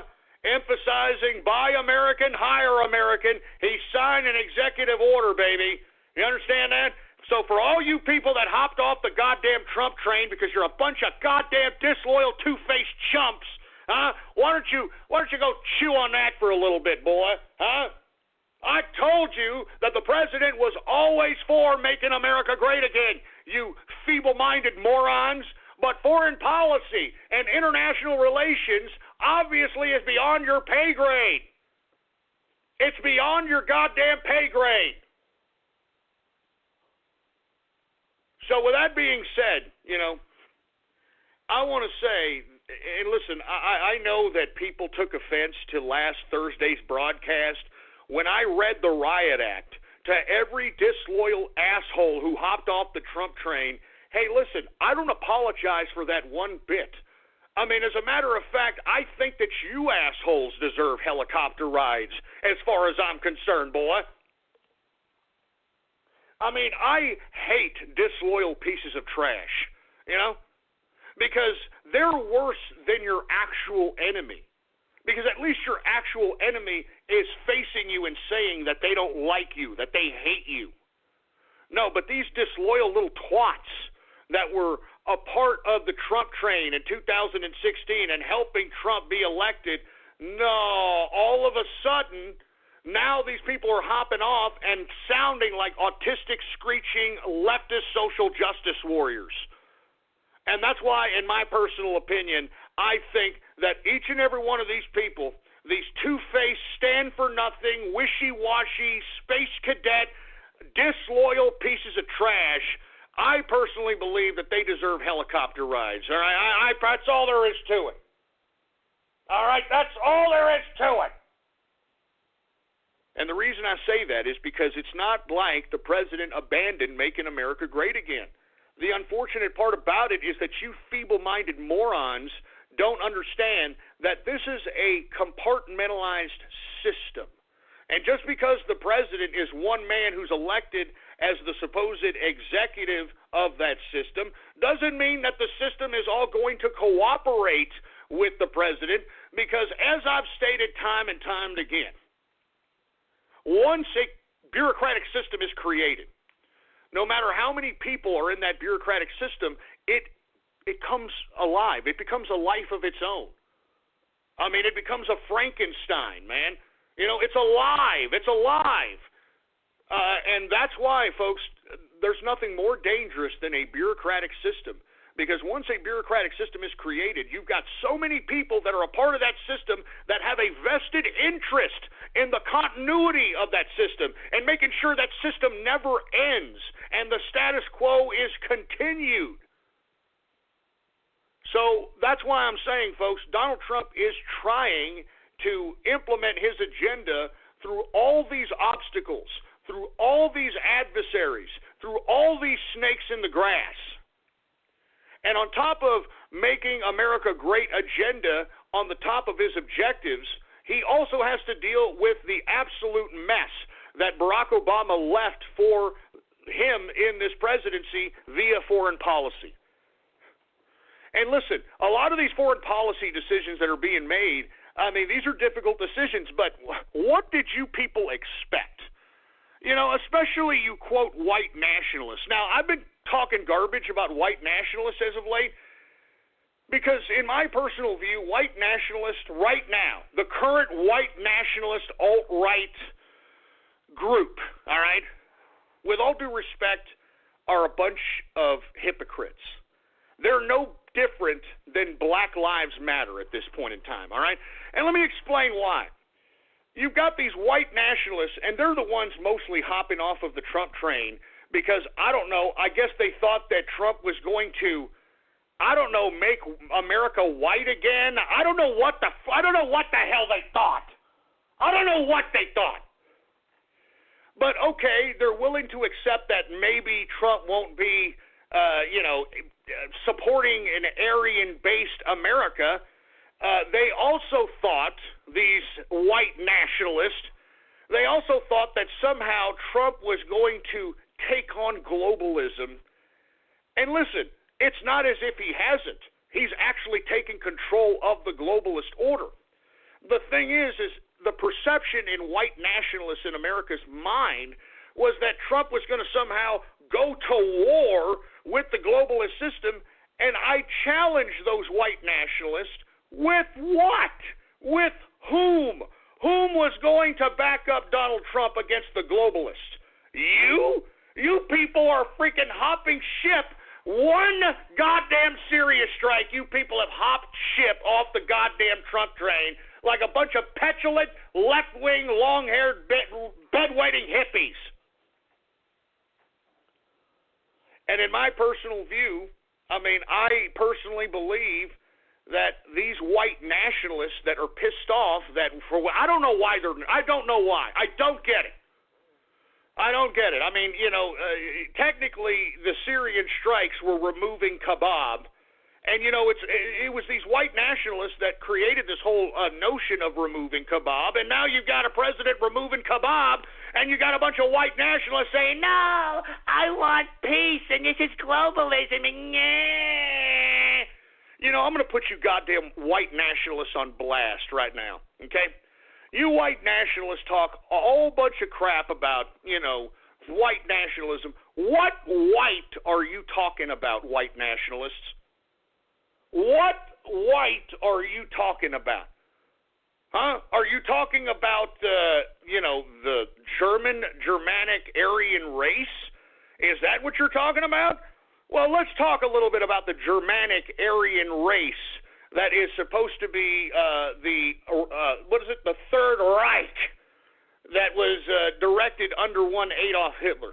Now, I hate to break it to you white nationalists, but you morons are just as oblivious as the Black Lives Matter and the black supremacist movement, okay? Hitler, wake up, assholes, all right? Hitler was Jewish. Hitler was Jewish, okay? I know it hurts. Hitler was a damn Jew. Look at his nose, man. Look at his facial features, man. He had dark hair, for heaven's sake. He had dark hair, and, I don't understand. You had a whole bunch of German people looking to Adolf Hitler as if this man was, the god of the Aryan race, and this guy, look, Schlagen, Volkswagen, and, he's got his hair flapping in the wind everywhere, for Christ's sake. He's talking about, we need more blue-eyed, blonde-haired children. We need more blue-eyed, blonde-haired children. And this guy has dark eyes, dark hair, and a Jewish nose. And yet you've got all these Aryans, you've got all these white nationalists putting Hitler on a godlike pedestal. Meanwhile, the guy is a goddamn Jew himself. Give me a goddamn break. Jesus Christ. Give me a break, man. That's no different than these assholes defending what's that asshole's name? Talcum X? Sean King. Or Rachel Dozial, for Christ's sake. So for you, give me the mic. Give me the mic. So for you white nationalists to have the gall to sit here and thumb your nose at Donald Trump, claiming that, I don't know, he didn't oblige your white nationalist agenda. You don't even know what your own white nationalist agenda is. What white are you talking about? What white? Okay, we talked about the German Aryan race following a Jew. As a matter of fact, here's some documentation for you folks that just don't believe me for whatever reason. Here it is, all right? Hitler had Jewish and African ancestors. So aside from him being Jewish, he was also African. Got it away. I mean, give me a break, man. You know? Okay, what white are you talking about, white nationalists? Oh, what? Are you talking about Czechoslovakian? Oh, no, you couldn't be talking about them because, Hitler kicked the crap out of them. Remember that? Are you talking about Poland? Oh, you couldn't be talking about Poland because Poland has been disliked by both sides of both Asia and Europe. Same with the Ukrainians. What white are you talking about? Are you talking about the Irish? I mean, the Irish have been looked down upon for centuries. So what white are you talking about? I'm sick of you white nationalists, man. I'm serious. Look, I'm not going to negate the fact that there is a war on white people in America, okay? I'll give you that. I mean, you got people demonizing white folks. I get it, okay? I get it. But for you guys to be sitting, and look, people are like, well, do you have actual proof that Hitler was Jewish? Hey, asshole, did he have blue eyes and blonde hair? Huh? Did he have blue eyes and blonde hair? Then he wasn't fucking German! Jesus Christ! I need proof. I need proof that Hitler was Jewish. I need proof. You've got an asshole with Jewish features, dark hair, and dark eyes leading a country in which he is promoting blue-eyed and blonde-haired children. I'm just saying, man. So, once again, what white are you white nationalists talking about? Are you talking about the Caucasians from the Caucasus in Chechnya? Are you talking about the white Muslims? Is that the Aryan, Caucasian, white? I mean, what are you talking about? I mean, I'm tired of hearing this whole goddamn white nationalist goddamn narrative, man. I mean, it's stupid. You people don't even know what you're talking about. Oh, I'm a white nationalist. What fucking white are you talking about, man? Excuse my French. It pisses me off. I'm sick and tired because it's mostly these white nationalists that hopped off the Trump train. And to be honest with you, they're making themselves look like the stupid, dumb imbeciles that they are. Okay? I mean, they're no different than Black Lives Matter. You understand that? You're no different than Black Lives Matter, man.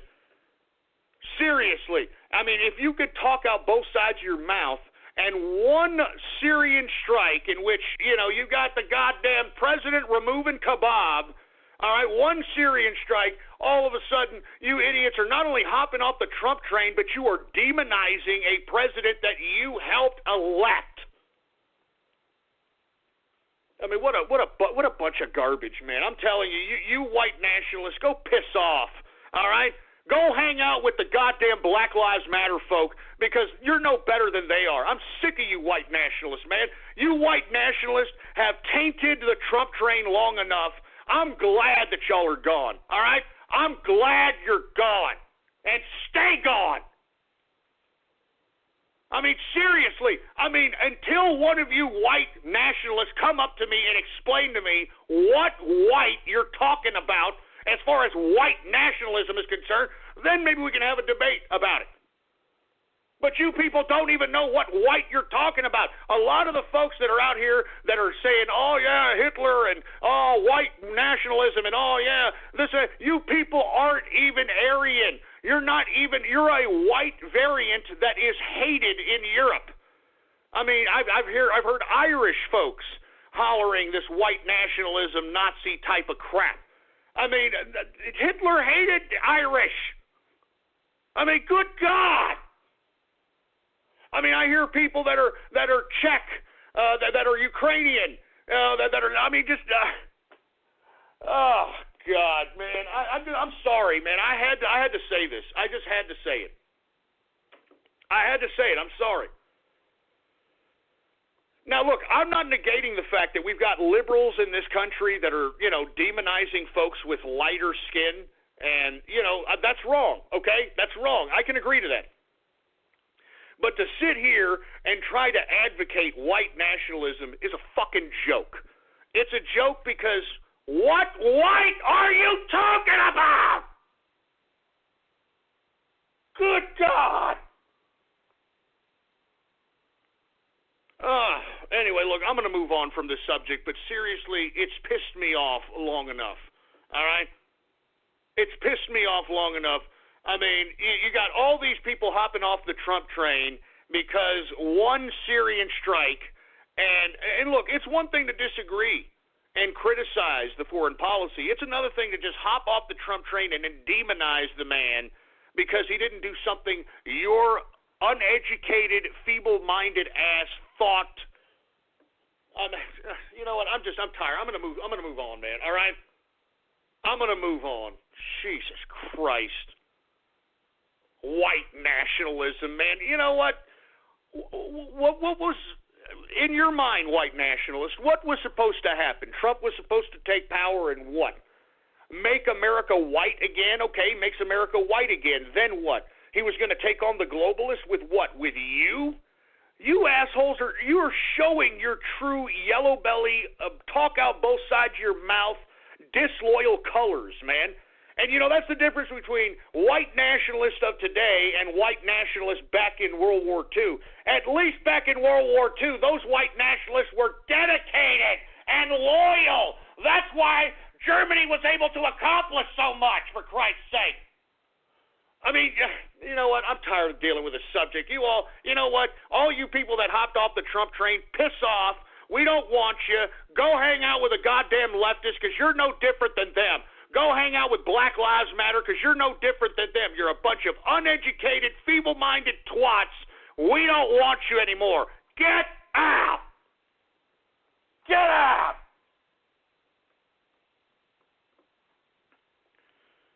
Anyway, with that being said, let me move on to another subject matter because we're running out of time here. But once again, all you people that have hopped off the Trump train, you are lower than leftists.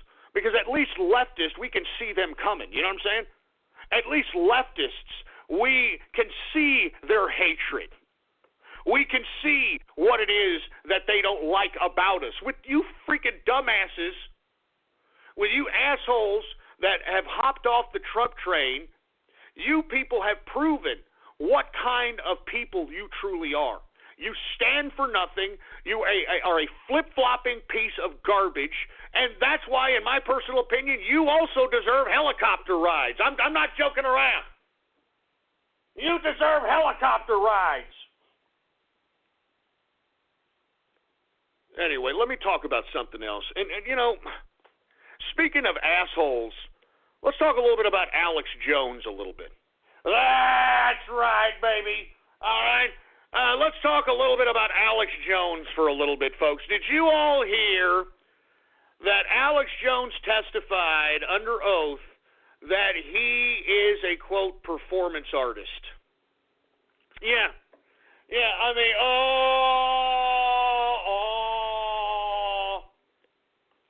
I mean, what a true scumbag Alex Jones truly is. I always knew he was somewhat of a fake, because the guy rips me off on a consistent basis, okay? But never did I ever think that he would admit being a phony. I never thought I would ever see him admit being a phony.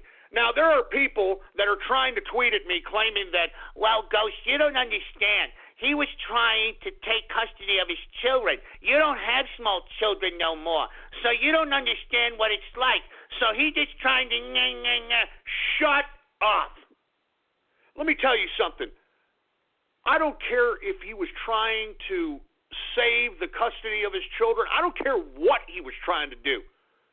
What Alex Jones did is the same thing that you goddamn assholes that hopped off the Trump train did. You talk out both sides of your mouth and you don't mean a goddamn thing that you say. You're a bunch of trash. You don't stand for anything. I can't believe this. I cannot believe this crap. But then again, I can. I can. And you know something? Who I feel really bad for are all the people that took Alex Jones serious. Oh, my God. And let me tell you, I've been a critic of Alex Jones ever since I started this broadcast. And there have been countless people have been coming to his defense. Countless people coming to his defense. And, man, now, I mean, I hate to say I told you assholes so, but I told you so. The guy is a phony, and he's admitted to it in court. And for you folks that are trying to say, well, he was trying to maintain custody of his children. Nah. You know, Che Guevara, you know, the leftist communist, Che Guevara, he never saw his children. He may have seen his children a handful of times in his life. And listen, I am no Che Guevara fan. I think that he deserved to be shot by Felix Rodriguez, which was the CIA agent which, you know, execution style killed him. But at the same time, I respect Che Guevara because he at least stood for something. He at least stood for something, man. And he believed in it, and he died for it. I mean, you've got to respect people that believe in what they say and say what they mean.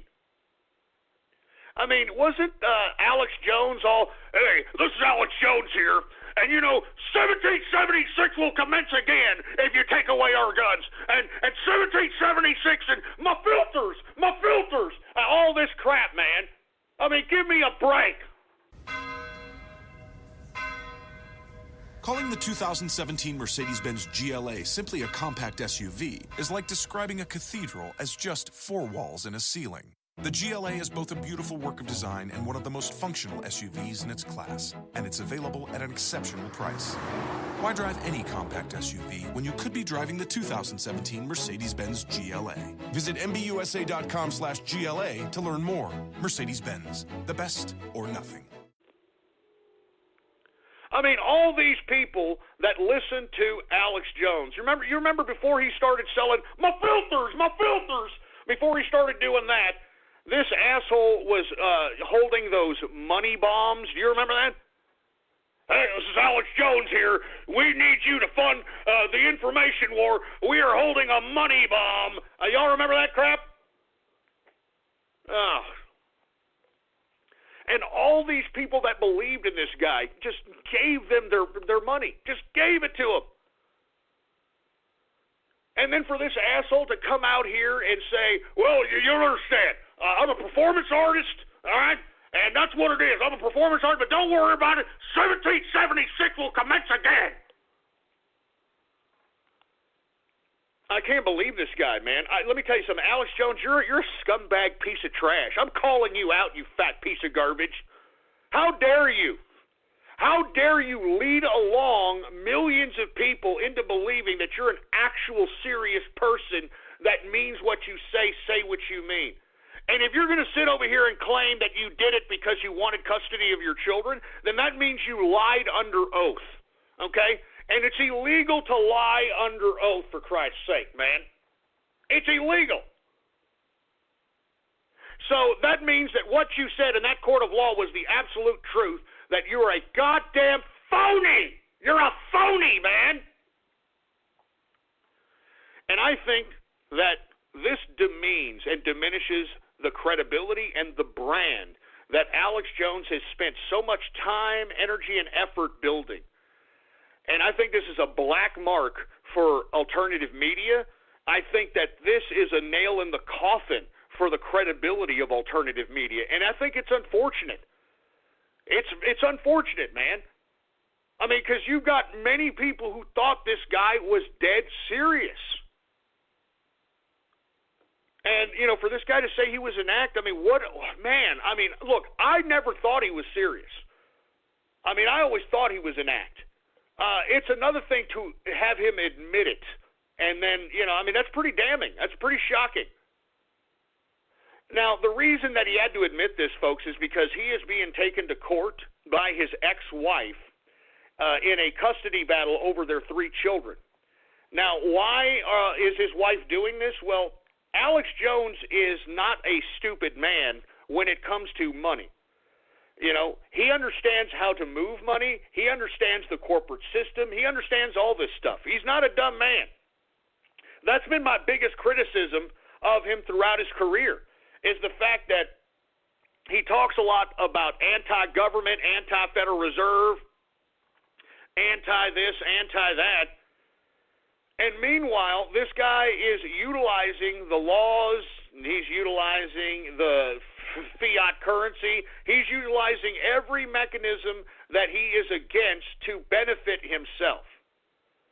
Now, let me explain something to you about Alex Jones. Everybody talks about how Alex Jones, he works hard, he's this, he's that. You don't understand. I can read right through this man because I'm a businessman. I know what he's doing. What he's doing is this. He is living through his corporation, meaning whatever corporation InfoWars is under, which belongs to him, obviously, he is feeding all the monies, all the profits that are being generated via InfoWars. He's putting it all back into the company. So that's why whenever he says, you know what, I'm not taking any profits. I'm investing everything in the company because I believe in the InfoWar and all this crap. The reason he's reinvesting into the company is because he's allowing the company to give him perks and give him the riches that he is used to obtaining without putting it in his personal name. Now, let me explain something. When him and his wife divorced, he was able to, get by giving his wife $5 million, I believe. And most of that was in a property in which he gave her. He gave her a given property. And I think 2 or 3 mil was pretty much that particular property. That's how much it cost. And I think that he gave her $2 million in cash. Now, that means that Alex Jones, throughout his InfoWars career, gave himself a personal salary of, I don't know, maybe $1 mil or $2 mil a year, so that he could possibly, shield himself from liability from a potential divorce or personal liability and that sort of thing, okay? So, with that being said, his wife, who happens to be Jewish, mind you, knows that Alex's operation is worth a hell of a lot more than what she was able to get out of Alex Jones's pocket, because Alex Jones, the man, the name, that's not where the money is. The money is in InfoWars, all right? And InfoWars is a $350 million operation. $350 million operation. So why is it that Alex Jones seems as if he's working so hard? Because he's justifying expenses. He's justifying write-offs.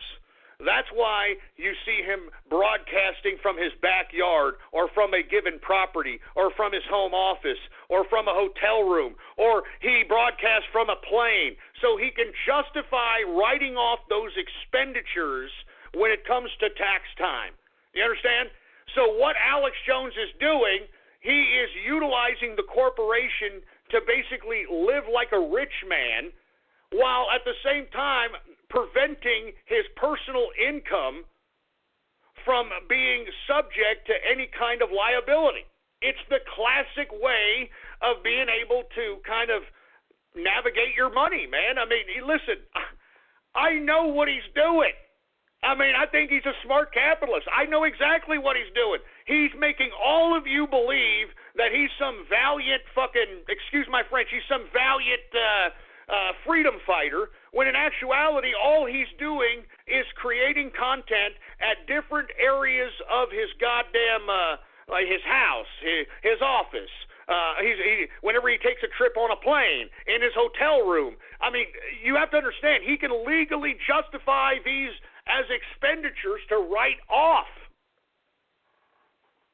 So with that being said, the wife of Alex Jones, it seems to me, in my opinion, realizes that, hey, wait, I'm not going to get screwed and allow Alex Jones to continue on reaping the rewards of the perks of a $350 million operation without me getting some kind of a piece of that. So as a result, in my opinion, I think Alex Jones's wife is taking this custody battle into family court with the intention of trying to get more in child support and full custody from Alex Jones. All right? Now, let me explain something to you. Now, if Alex Jones's wife gets full custody of these children, Alex Jones is going to be paying an exuberant amount in child support. And the reason is because Mrs. Jones, or his ex-wife, can argue that his children are used to a certain lifestyle. Okay? And that lifestyle encompasses private schooling, certain extracurricular activities that cost, certain attire, all kinds of stuff. And look, Alex doesn't do himself any favors. This idiot is blatantly on his show saying, oh, yeah, my daughter, she goes to the same private school as Jesse James, and Jesse James and my daughter are great friends, and, he's always name-dropping. He's screwing himself.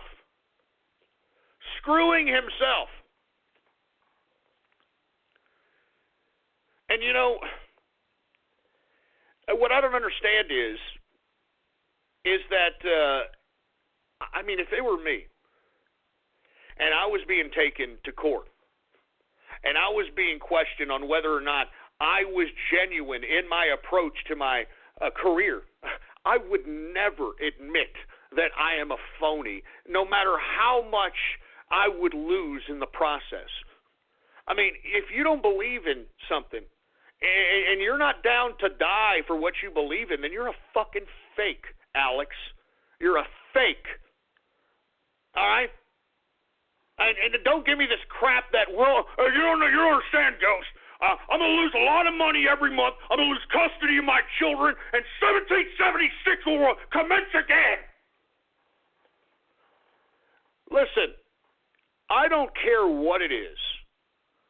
That's why I compared Che Guevara to Alex Jones. Che Guevara he freaking saw his kids like maybe a handful of times throughout his life. Why? Because in Che Guevara's mind, he was dedicated to a higher purpose,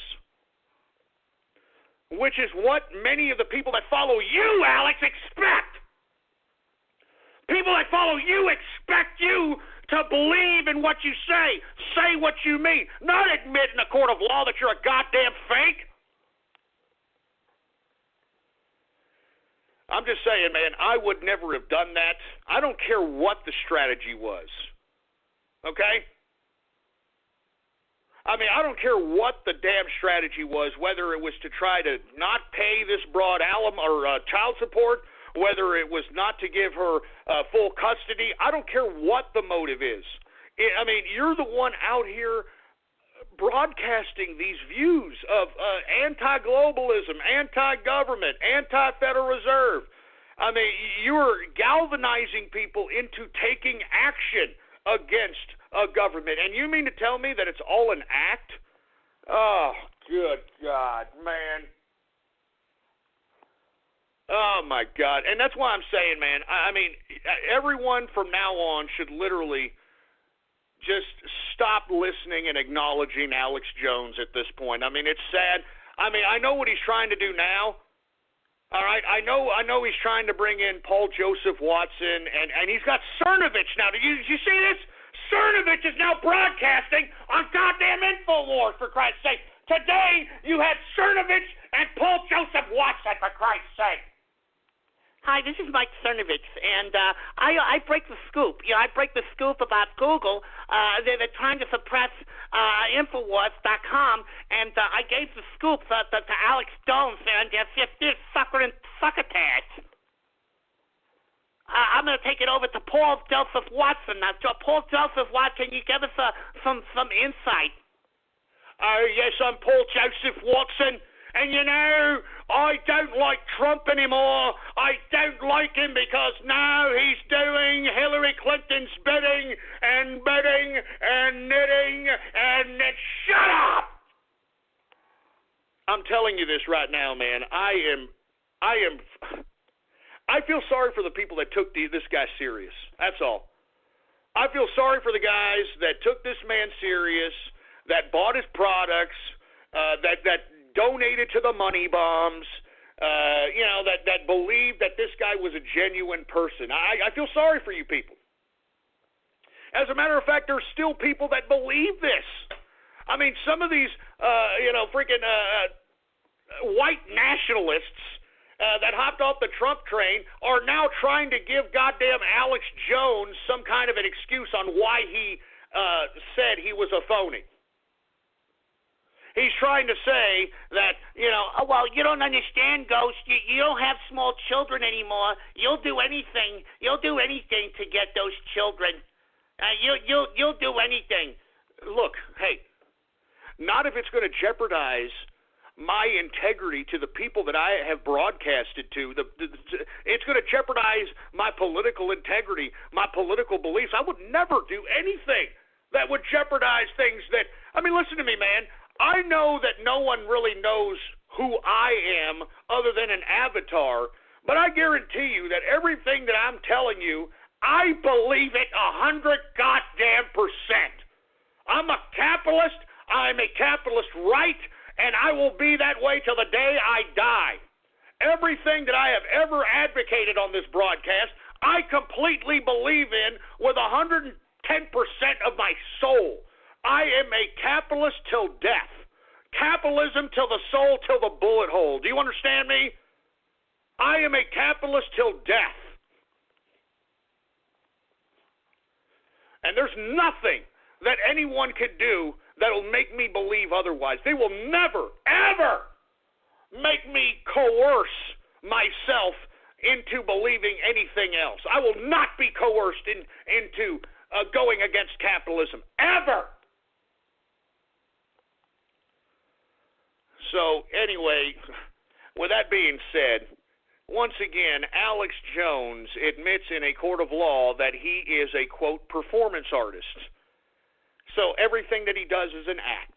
It's a complete act.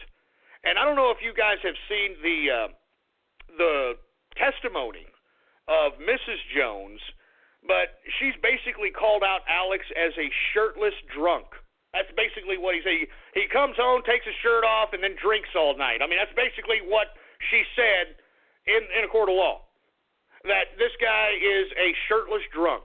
And to be honest with you, man, I always knew he was kind of a drunk. Do y'all remember when the inauguration was happening, the night before the inauguration, and Alex Jones was out, I think, interviewing somebody late at night? And, man, Alex Jones was so hammered. He could not even talk a complete sentence. The guy was like, hey, what do you think about what do you think about, he's just completely bombed out of his mind, man. I'm serious. That's what she said. She testified that he's a shirtless drunk. And, that coincides with what he portrays himself to be on the air. This guy's always taking off his shirt. No one wants to see your fat body, Alex, all right? Stop taking off your shirt. You've got a disgusting meatball-looking body. No one wants to see it. No one wants to see it. And then you're a drunk on top of that, for Christ's sake. Hey, thank you very much, Ghost Zibbit. Here it is. As a matter of fact, let me go ahead and play it. Let me retweet it and play Alex Jones in drunkard action. All right, let's go ahead and play this clip. Go ahead and play it, engineer. Let's put it on. Alex Jones in drunkard action right here. But I can drink, an entire jug of Jack Daniels, and you won't even think I'm drunk. Yeah, did you hear that? Did you hear that? I can drink a whole entire thing of Jack Daniels, and you won't even know I'm drunk. That sounds like a true drunk right there. I don't do this anymore, but I can drink, God damn it. Get it straight, engineer. God damn it. Jesus Christ. Put it on. I don't do this anymore, but I can drink, an entire jug of Jack Daniels, and you won't even think I'm drunk.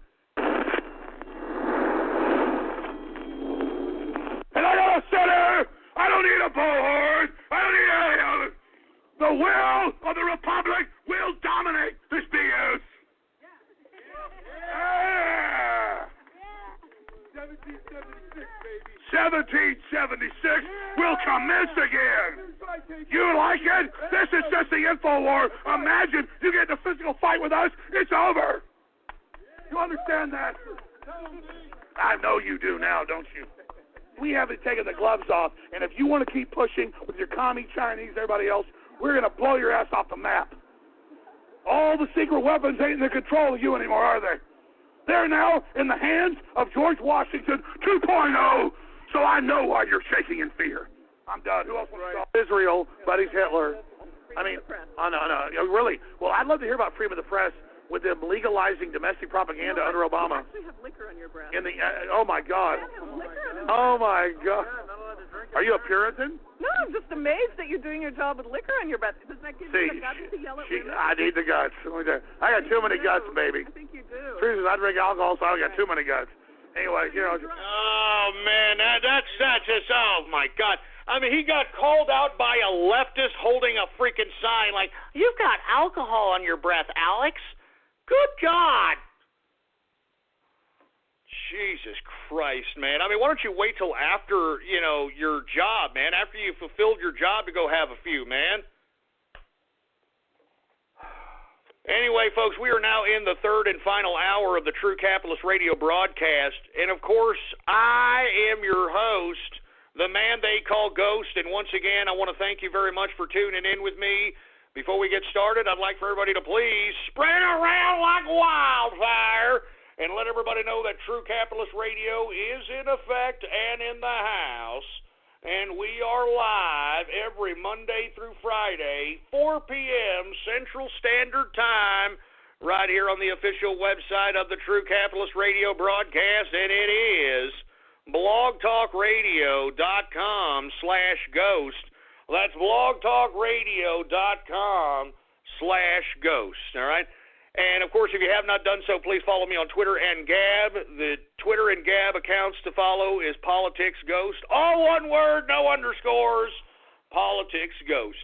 Now, I'm getting flack from people in the inner circle chat saying, hey, Ghost, you used to drink on the air all the time. Yeah, well, the difference is that this operation that I'm running is not $350 million, and moreover, I'm not trying to pass myself off as the next CNN out here, right? That's what Alex Jones was trying to do with InfoWars by trying to, and I thought that he was making a valiant attempt at trying to legitimize his InfoWars. For whatever reason, he just, he's his own worst enemy or something, all right? All right, but as a matter of fact, I am on the wagon still. So, I mean, let's not go there, all right? I'm on the wagon here. And not to mention, I mean, this is talk radio. Talk radio, that's what you want. You want drinking. As a matter of fact, folks, the upcoming 420 episode, when the hell is 420? Is it like on Thursday or something? When the hell is 420, engineer? Yeah, it's on Thursday.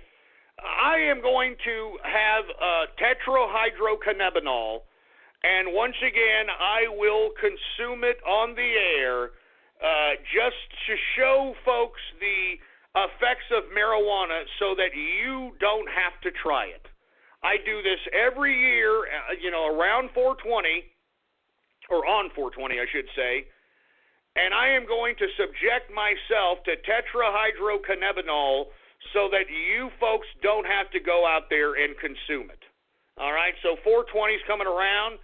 As a matter of fact, I found it rather easier to obtain marijuana out here in San Hambonio than it was to find out there in Austin, Texas. I mean, to be honest with you, in San Hambonio, they're selling it everywhere, man. I'm not even joking around. You could buy. I mean, look, I'm not telling people to do this, but literally, you could go up to any kind of thuggish looking brat out here and say, hey, man, you know where the 420 at? And these fools will be like, yeah, dude, I know where the 420's at, man. You got the ferias? I mean, I can give you some mota, man. I'm not even joking around. I mean, you could go to any, mall or something, for Christ's sake, and just, go up to one of these goddamn thuggers, and then, like, hey, where the 420 at? Hey, dude, I know where the 420 at, man. It's over here, man. You got the money, man. I got some Doty. I got some rigs. I got the drone, man. You know what I'm saying?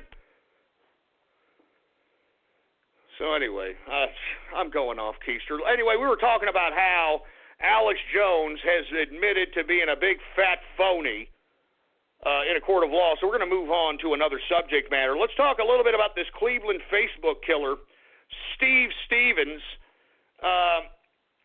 He was found dead today in a car in Erie, I believe Erie, Pennsylvania, if I'm not mistaken.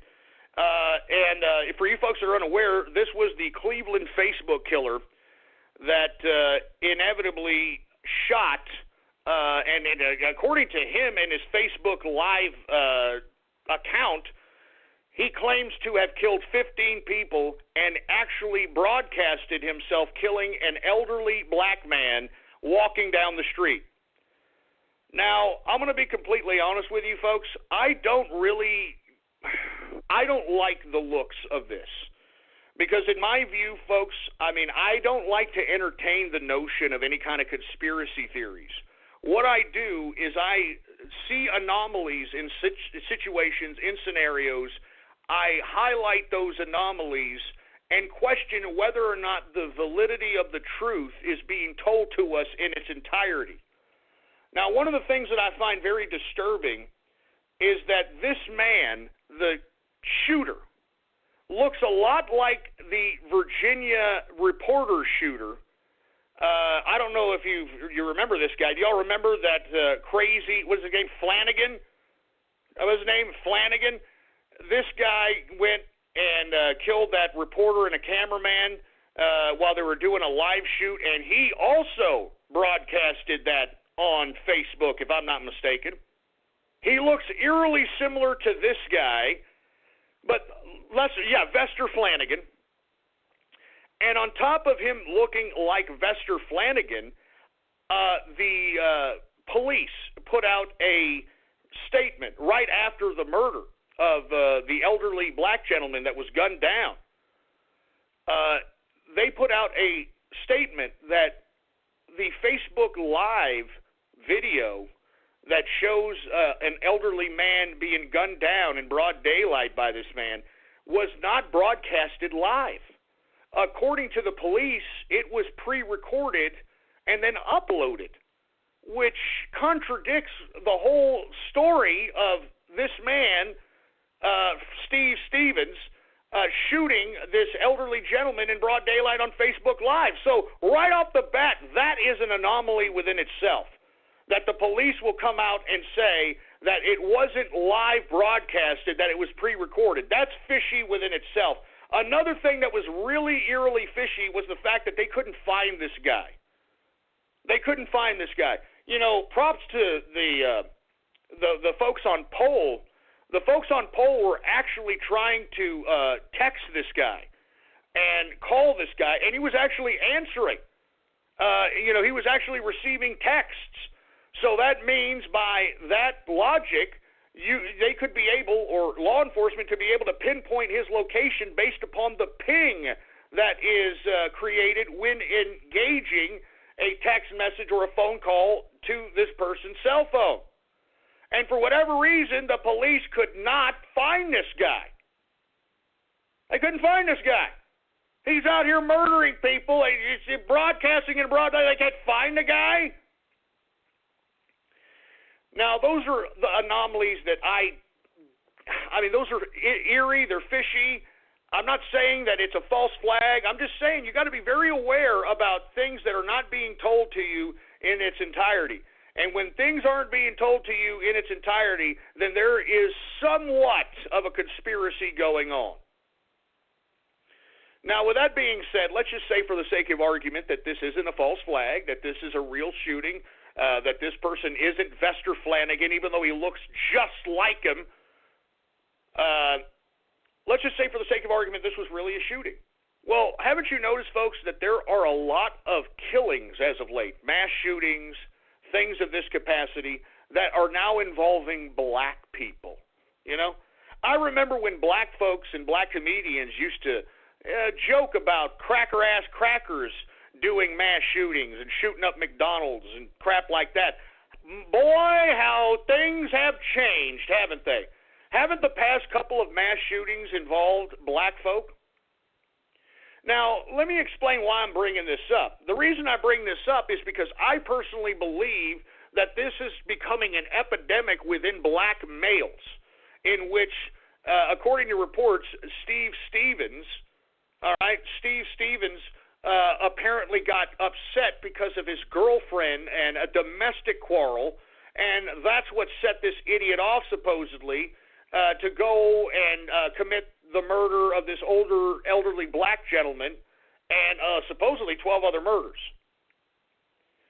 And the reason that I'm bringing this up is because this coincides with something, in my view. All right? This coincides with the fact that the majority of black males in America today are being brought up by black single women. And you know there's an MO, a modus operandi with black single women, or black women in general, oh, hell no, my kids, motherfucker, and all this crap. I mean, you've seen black women get ghetto on countless different videos on World Star Hip Hop, YouTube. Hell, if you've been in the general public, I guarantee you've seen a couple of black women go off and literally just do penitentiary chants type stuff just to get their goddamn point across, all right? I mean, you know what I'm talking about. I mean, black women will get violent faster than a black man, all right? I mean, that's how it is. Now, you see, these are the women that are raising these young black males. You understand? So when a young black male who's being raised by a single mother, a black mother, who acts like this ghettofied mentality, well, then what is a black male to interpret other than that, well, my mama, she goes and she gets violent and she, gets loud and she, punches people and she does this. I mean, that's the way you get your point across. That's the way you get respect. That's the way you're supposed to conduct yourself in life. And that's why we're seeing this violent backlash, this new type of violence that's happening amongst black males now. And I think it's directly correlated with the single black women who are raising these children. Now, let me take you into another black woman stereotype that is embraced, and not only that, it's joked about in black comedy. I'm talking about black women beating their black male children. I mean, every black comedian talks about it. Every black comedian talks about how black mothers kick their children's asses and they take objects and beat their children with it and that sort of thing. You don't think that also has an effect on black males? I mean, I'm just trying to say the obvious. I mean, I like to provoke these types of conversations because I hope that I'm pissing somebody who's black off out there. And what you should be pissed off at is not me. You should be pissed off at the freaking things that I'm bringing up that are facts. All right, the majority of black males in America, fact, are being brought up by single black mothers. The majority of crime in America is being caused by blacks. That's a fact. All right, the majority of people killing other black people are other black people. That's a fact. And, for this lamestream media to embrace and not to mention champion this narrative that black people should be afraid of the police is one of the biggest red herrings I'd ever seen in my life. I mean, it's like a below 1 percentile type of a scenario in which black people are actually shot by police. And I mean, shot by police by accident or by a provoked, something to that capacity. Now, when you say these things, it's all of a sudden deemed racist, even though the statistics back up your statements. And I think black people need to take their heads out of their asses and realize that it's not whitey keeping you down, okay? It's you that's keeping yourself down. And I was going to talk about this subject matter at the end of the broadcast, but let's just go ahead and talk about it now since I'm going there. You know what's a bigger problem to black people is internal racism amongst themselves, as opposed to racism that's being implemented on them in modern-day society by whitey, okay? Whitey is not holding you down, black folks. You, yourselves, your communities, the way you live your lives, the way you embrace ghetto-fied degeneracy, the way you correlate rap, gangster rap with black culture, that is what is bringing you down. And on top of which, folks, there is a racism amongst black people that is so toxic. I believe it's more toxic than whitey's racism on black folk. And I'm talking about light-skinned versus dark-skinned black people. Now, for you folks that are unaware, this is a prevalent racist schism within the black community that is never, ever talked about unless, you know, blacks are around each other, clowning each other about light-skinned and dark-skinned black folk. Now, this particular type of racism is so toxic, it's even prevalent in the World Star hip-hop. Calling the beautifully redesigned 2017 Mercedes-Benz CLA simply a four-door coupe is like describing a world-class athlete as just a good runner. With its sleek profile and powerful turbocharged engine, the CLA offers agility and design that are unmatched in its class, and it's available now at an exceptional price. Why drive any four-door coupe when you could be driving the 2017 Mercedes-Benz CLA? Visit MBUSA.com/CLA to learn more. Mercedes-Benz, the best or nothing. The World Star hip-hop social media community. Now, for you folks that are unaware of World Star hip-hop is a social media community that basically allows individuals to post ghetto-fied videos of themselves either committing violent acts, committing any kind of ghetto-fied activity, and they post these videos, and they're proud of themselves doing it, so on and so forth. Well, in these videos, a lot of these videos, believe it or not, they also promote the light-skin versus dark-skin racism. In some of these videos, they make fun of each other, like light skins be like, and then they talk about how light skins always lick their lips. They talk about how light skins are always effeminate. They talk about how light skins are, homosexual, and I mean, I can go on and on. I mean, this is a huge schism that's happening in the black community. Light skins, on the other hand, they talk about black skins being more ghetto, being ignorant, being uglier, that sort of thing. I mean, I'm not joking around, man. This is a serious schism within the black community that needs to be addressed. As a matter of fact, there was a recent light skin on dark skin violent act caught on camera between a comedian by Aries Spears. Aries Spears was on a radio show in which he was clowning somebody who was a host on this show, that he was a light-skinned N-word and was not hood enough. Aries Spears from Mad TV. As a matter of fact, I was trying to look for it on my timeline. I tweeted it about 4 or 5 days ago, but what happened was Aries Spears was clowning this one light-skinned host, and this light-skinned host did not appreciate it, got up and started wailing on Aries Spears, and Aries Spears just, sat there and put his freaking hands over his face and took it. All right? And that particular violence that was caught on camera was purely motivated by light skin versus dark skin hatred. Light skin versus dark skin hatred. Now, once again, this is a highly toxic contradiction within the black community that needs to be exposed and talked about. It's an immense hatred. Light skins don't like dark skins, and dark skins don't like light skins. But when it comes to Whitey, these morons will come together for the meantime to go against Whitey, but in the end, they don't like each other.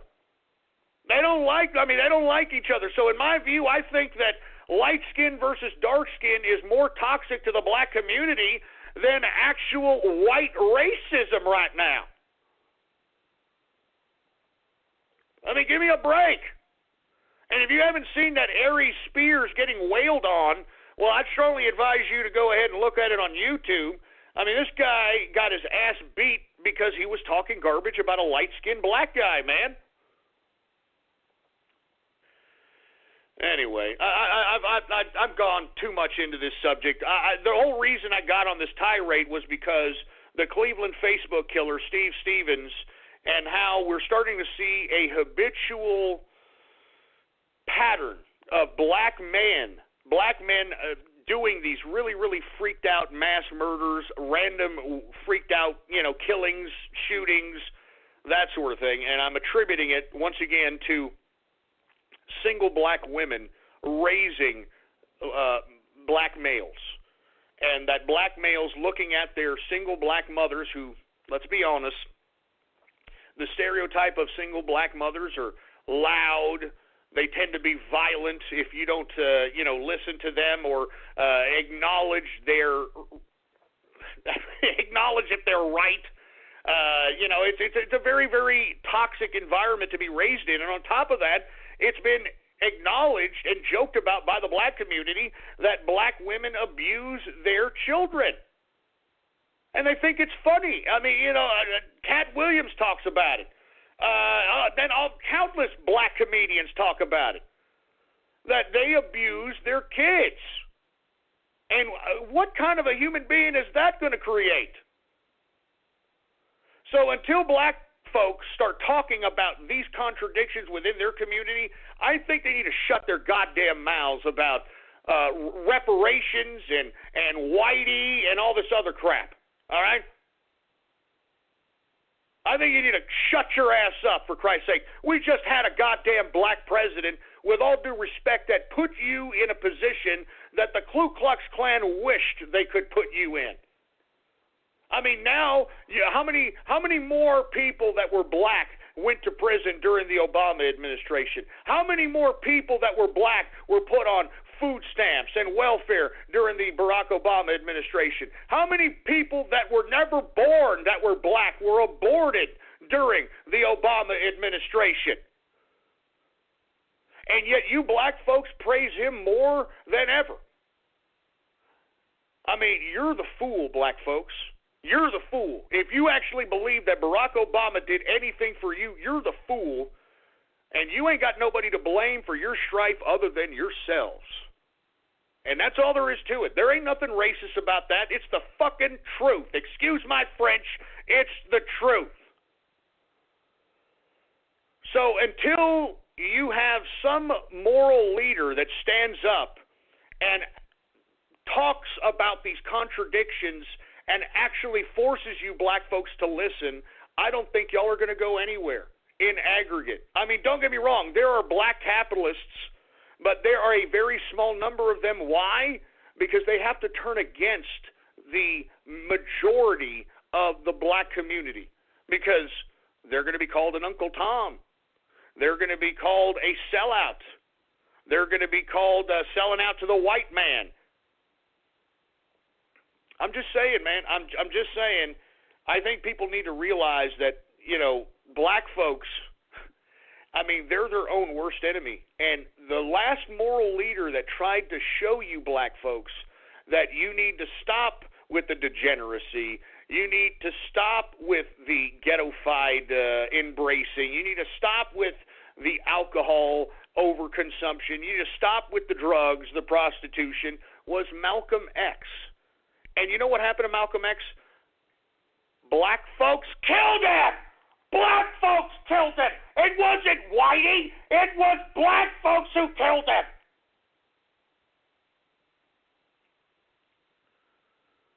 So that's why I'm saying, man, I mean, you know, black folks, you need to come out and acknowledge the fact that you are your own worst enemy. You're your own worst enemy. And if you're not going to acknowledge that, well, then you, by your own actions, are helping your own race to wither itself away. Whether it's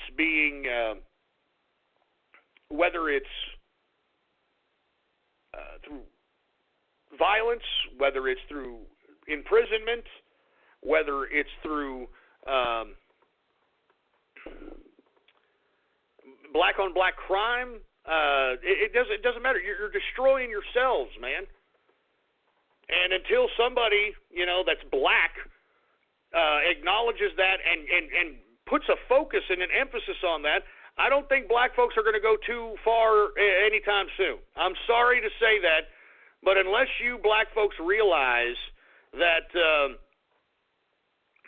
this ghetto-fied degeneracy that is gangster rap is not correlated with black people, and it was a manufactured creation by Jewish and white elites, well, then you folks ain't going anywhere. I mean, you know, black folks need to realize that they've been hoodwinked, man. Anyway, I've had about enough. All right, I'm just let's move on to another subject matter here. All right. Anyway, folks, let's talk a little bit about Britannia. Let's get a little bit of international here. Let's talk about Britannia. Now, Britannia, folks, I don't know if you heard about this, but Britannia is now going through, or going to have, I should say, a special general election called by none other than Theresa May. Now, the reason I'm bringing this up is because, man, Theresa May, I'm telling you, man, Theresa May is a little bit more cunning of a politician than I think people actually give her credit for. I mean, what this does is this puts the Labor Party in a position in which not only are they going to potentially lose seats, and the conservatives could potentially sweep power here, but at the same time, it could put an end to the tenure of the leader of the Labor Party, Jeffrey Corbyn. Because whatever happens in this special general election, according to all the people that are very aware of Britannia politics, by June, Jeremy Corbyn's career will be finished. Now, there is a very, very slight possibility that this man may still somehow continue his leadership as the Labor Party leader, but it's highly unlikely based upon the current numbers, based upon the current political landscape of the different provinces of Britannia. Basically, the majority of the Labor camp, all right, the majority of the Labor camp pretty much hates Jeremy Corbyn. And labor representation in Britannia is pretty much exclusive to the big metropolises. Outside the big metropolises, everybody is pretty much conservative. Now, because the Labor Party could potentially lose seats and conservatives gain seats, there is a slight possibility that the Scottish Nationalist Party may be able to gain an extra couple of seats in this general election, which could give even more fodder to this whole referendum debate that's being taken place by Scotland with Sturgeon right now. As a matter of fact, Sturgeon didn't really appreciate this political move by Theresa May. As a matter of fact, Theresa May announces in April a special general election in June. I mean, you couldn't get any more poetic than that. And not to mention, it pretty much validates, once the conservatives sweep the power or the seats in Parliament, it pretty much solidifies Brexit. You know, because I can pretty much sense right now that Remain and the Remain camps are rabble-rousing with all kinds of protests and, you know, pro-EU walks and all kinds of crap, all right? They're in Parliament every day talking about Remain, Remain, Remain. With this special election, it solidifies and validates the permanence of Brexit. So I think this is a great move by Theresa May. I think Theresa May, if she is as calculated as I think she is, and the conservatives do sweep this election, and it's going to happen this June. So, I mean, it's like 50-something days away. If she can sweep the Parliament with conservatives and conservative representation, then she goes down as like the next Margaret Thatcher. Very, very cunning, very, very political. I mean, you know, you got to give May some credit, because she was talking out both sides of her mouth as this whole Brexit situation was first implemented. Once Dave Cameron stepped down and she was announced prime minister, she was kind of wishy-washy on the whole Brexit issue until she realized that she had the political capital necessary to be able to not only implement Article 50, but not to mention validate it with this new special election that she is calling herself. Brilliant political strategy, and I got to hand it to Theresa May. You know, she may be the next Margaret Thatcher if she could pull this off. All right, if she can pull this off, she's the next Margaret Thatcher, in my opinion. I think that this is a great move. Props to Theresa May, to say the least. Anyway, folks, I'm looking forward to that. It is very exciting to be a Brit right now, especially with this election going on. So we're going to be looking at this throughout the next couple of months on what is going to happen as it pertains to the balance of power of Parliament in Britannia. Very exciting, and cheers to my brethren from across the pond. I'm telling you, things are happening for us, and the reason is because we're political, baby. You got to keep being political. Anyway, let me go ahead and talk a little bit about Turkey. For you folks that are unaware, Erdogan had this referendum that he was initiating for the past couple of months, in which he is giving himself dictatorial-type powers in which he can unilaterally, at his own whim, do whatever the hell he wants. I mean, that's pretty much basically the referendum. I mean, it eliminates the democracy that they had for the little amount of time that they did have in Turkey, and is now Islamifying the current system that is Turkey's government. So with that being said, you had Donald Trump actually call Erdogan and congratulate Erdogan on the referendum. And people were asking, well, then why, wait a minute, why is Donald Trump doing this? Well, folks, as I stated time and time again, the Middle East strategy is to get rid of all the secular governments in the Middle East. And it's already been done. You know, you've got Saddam Hussein was removed. Muammar Gaddafi wasn't entirely secularist, but was an unorthodox Islamist. He was removed. You had Mubarak removed. And basically you have this big, huge geopolitical area. Once Bashar al-Assad will be removed, you'll have this big geopolitical area in which you provoke a fight between the Sunnis and the Shiites in Islam. And this big, huge geopolitical area will be a theater of combat in which the Sunnis and Shiites will battle each other, which will in turn draw in Saudi Arabia and Iran. And both of these countries will back up both factions that are fighting against each other in the Holy Land, which will off most of these Yehudis. I mean, let's be honest. When the Sunnis and Shiites fight each other in this geopolitical area, they're basically thinning their own herd without us, the West, and civilized society engaging these folks. Now, the reason Turkey is so integral is because Turkey is going to be laying wait. While the Sunnis and the Shiites are engaging each other in these theaters of combat, you're going to have Erdogan and Turkey flanking both sides from behind, and I mean, just as they're engaging each other.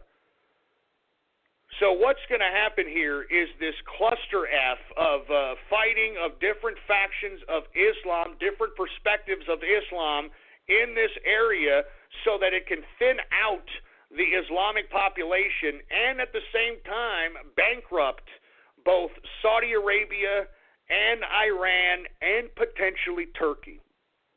Now, why would we do that? Well, because, folks, as I stated, there's over 1.2 billion Muslims in the world. And I'm not saying all Muslims are fundamentalist. I'm not saying that all Muslims are terrorists. But let's just say, for the sake of argument, that 10% of those 120 million were. Okay, or 1.2 billion were. That's 120 million. 10%, that's 120 million of 1.2 billion. So that's 120 million Yehudis that are violent, fundamentalist, Islamic fundamentalist. I mean, that's a lot of people. 10% is a lot of people of 1.2 billion Muslims. So what do?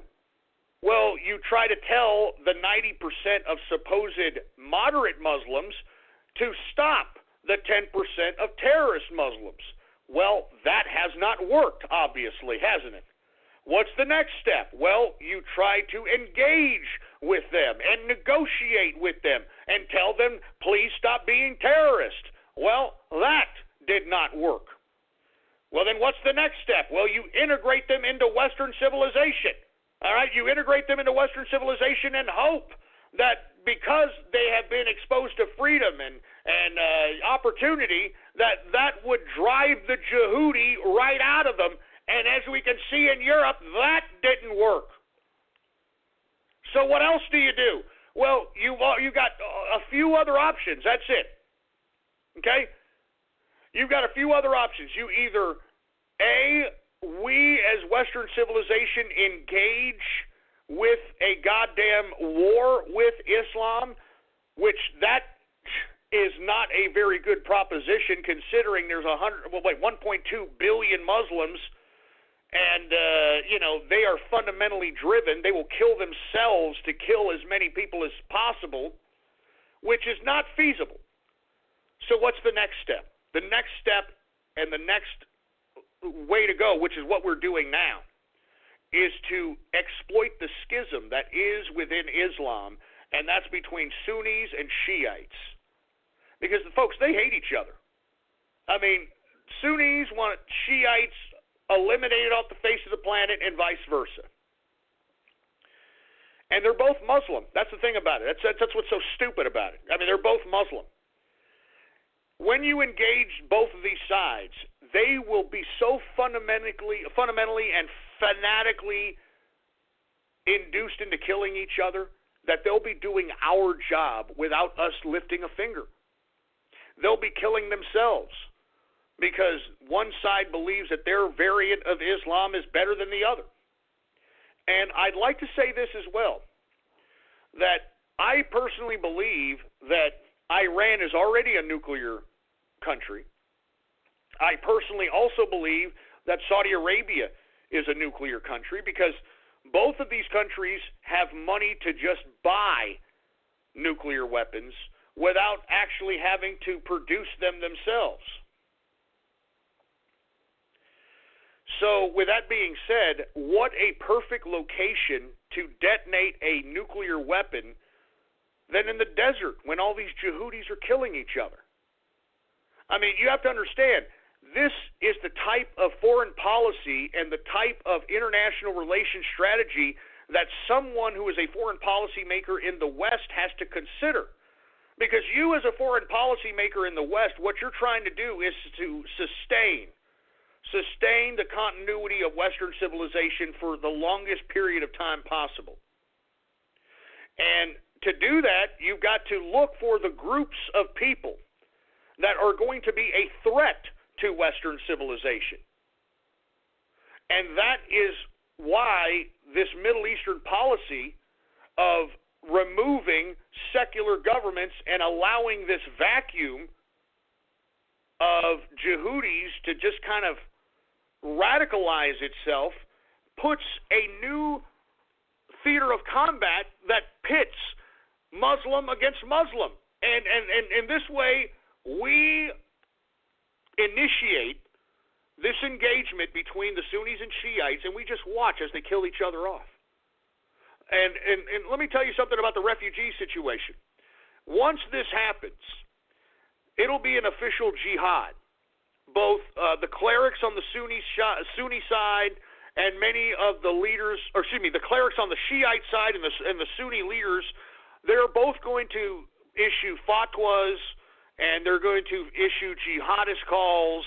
They're going to issue all these things. And when there's an actual jihad in the Holy Land, all right, when there is an actual jihad in the Holy Land, that's when all these refugees that are in Europe are going to leave Europe. The males, they're going to leave Europe, and they're going to go participate in jihad, because in the Quran, it states that if there is a jihad happening, especially in the Holy Land, you are, you are forced. You are told by Allah to go and help the jihad against the infidels. And the infidels in this instance are Shiite Muslims. And in my view, I think it's a perfect strategy. I think that, we eliminate a good herd of these Islamic fundamentalists. There is no bargaining with these people. You can't negotiate with Islamic fundamentalists. There's no bargaining with them. That's why you have to create this schism that is currently being put together by our deep state, by our intelligence community, and our military. Anyway, let me move on, folks. We're running out of time here. Did you all hear the U.S. F-22s intercepted Russian bombers that were off the Alaskan coast? So it looks like Russia is trying to see what it can get away with and trying to flex its nuts. But to be honest with you, you haven't really heard too much out of Putin's mouth as of late. You noticed ever since President Trump has been slapping Putin around the world stage, you have not heard a damn peep from this son of a bitch? During the election, Putin was always showing his ugly face, always laughing, always saying something. He ain't saying crap right now, all right?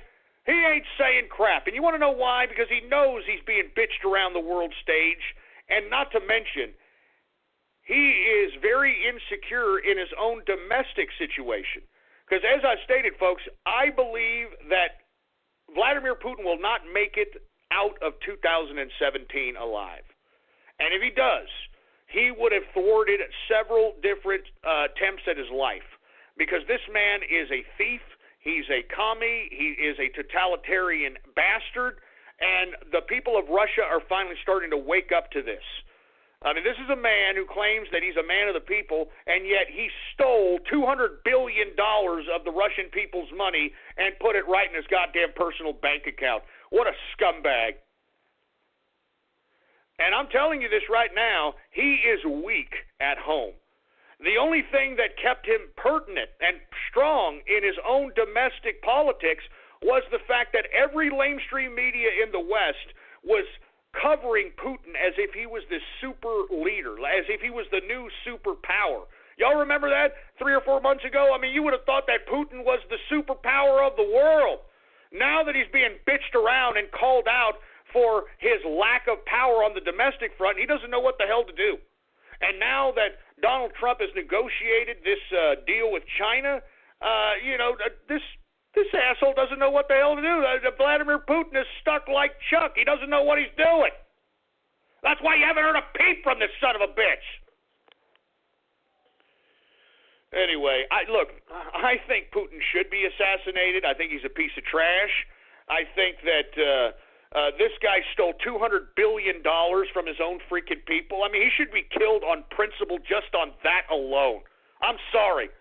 I mean, I hate communists that think that they can take state power and use state power to rip off capitalists. And that's exactly what he did. You know, when what was it, in 2008, 2009, this asshole kicked out all the capitalist oligarchs out of the country and took their money. Where do you think the $200 billion came from? It came from him ripping off the people that created Russia post-Soviet Union.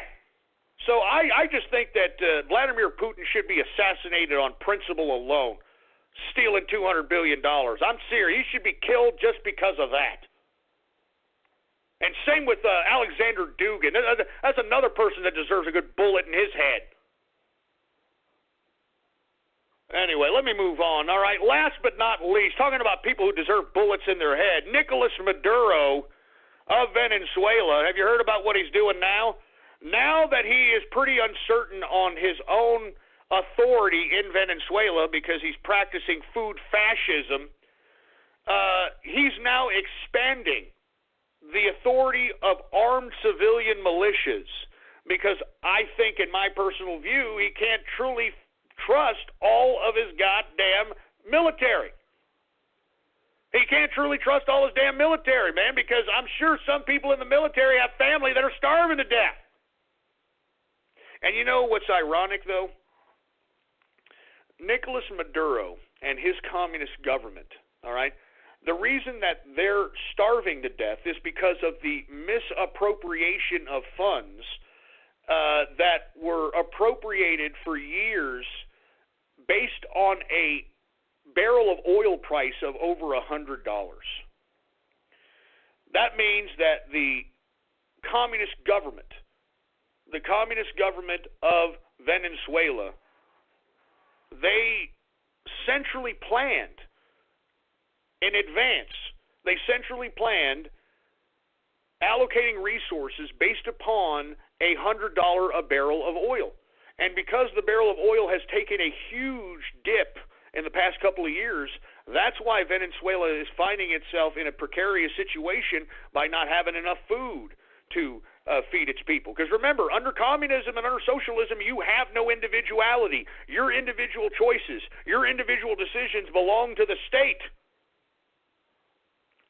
So that's why you have people starving to death in Venezuela right now. You got people dying in hospitals because there's not enough medical supplies.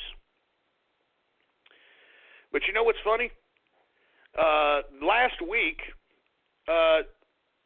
Nicolas Maduro and the communist government were able to pay $2.6 billion in bond payments to the bondholders of Venezuela. Yeah. Can you believe that? Now, that's why Venezuela is still going to be around for a little while, because they're able to pay their debts on time. You know what I'm saying? So meanwhile, Venezuela, it's starving to death. They don't have enough food to feed their people. They have no medical supplies. They barely have toilet paper. I mean, it's really, really weird what's happening out there. Meanwhile, the communist government pays $2.6 billion to its capitalist bondholders so that they don't default on their debts. Calling the beautifully redesigned 2017 Mercedes-Benz CLA simply a four-door coupe is like describing a world-class athlete as just a good runner. With its sleek profile and powerful turbocharged engine, the CLA offers agility and design that are unmatched in its class, and it's available now at an exceptional price. Why drive any four-door coupe when you could be driving the 2017 Mercedes-Benz CLA? Visit MBUSA.com/CLA to learn more. Mercedes-Benz, the best or nothing. Calling the beautifully redesigned 2017 Mercedes-Benz CLA simply a four-door coupe is like describing a world-class athlete as just a good runner. With its sleek profile and powerful turbocharged engine, the CLA offers agility and design that are unmatched in its class, and it's available now at an exceptional price. Why drive any four-door coupe when you could be driving the 2017 Mercedes-Benz CLA? Visit MBUSA.com/CLA to learn more. Mercedes-Benz, the best or nothing. So, in that sense, even though Nicolas Maduro and the communist government of Venezuela are communist, they still work for the capitalists, baby. That just goes to show you that Nicolas Maduro will starve his own people before he defaults on his debt, baby. That is a good debtor right there. That's a good debtor right there. Oh, my God. Anyway, that's enough. All right, I've had enough to talk about today. There's a lot of things to talk about today. Let's go ahead and get to everybody's favorite part of the broadcast, and I'm talking about Radio Graffiti. That's right, folks. Radio Graffiti, the part of the broadcast where the spectators become a part of the spectacle. All you've got to do is give me a call right now at 516-453-9903. And when I call on your area code, you've got exactly 3 to 4 seconds to say whatever it is that's on your mind. That's why they call it Radio Graffiti. All right? And by the way, I do want to remind everybody, folks, that we do have helicopter rides apparel. Let me go ahead and retweet that once again.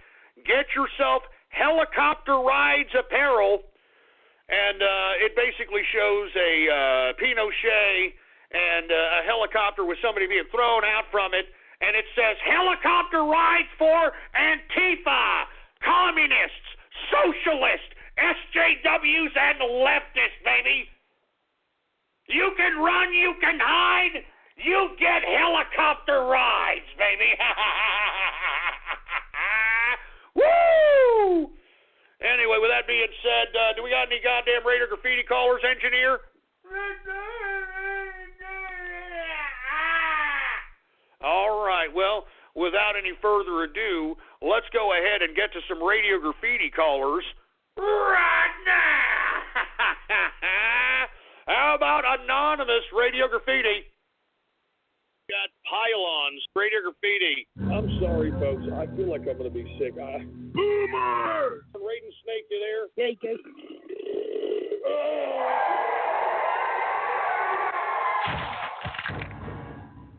I'm glad Raiden Snake is dead. Woo! You know what? Shut up. Leave Raiden Snake alone, man.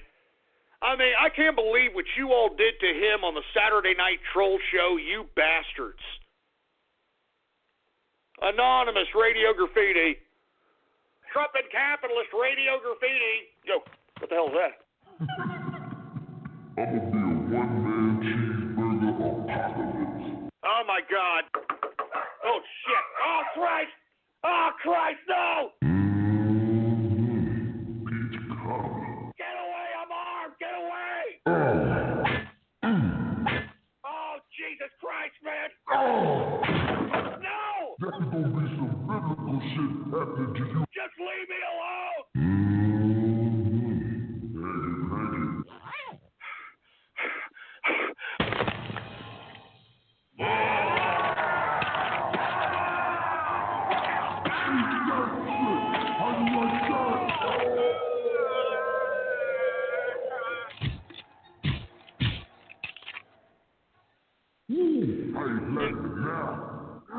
Coach, come on. Time to move. Oh, shit.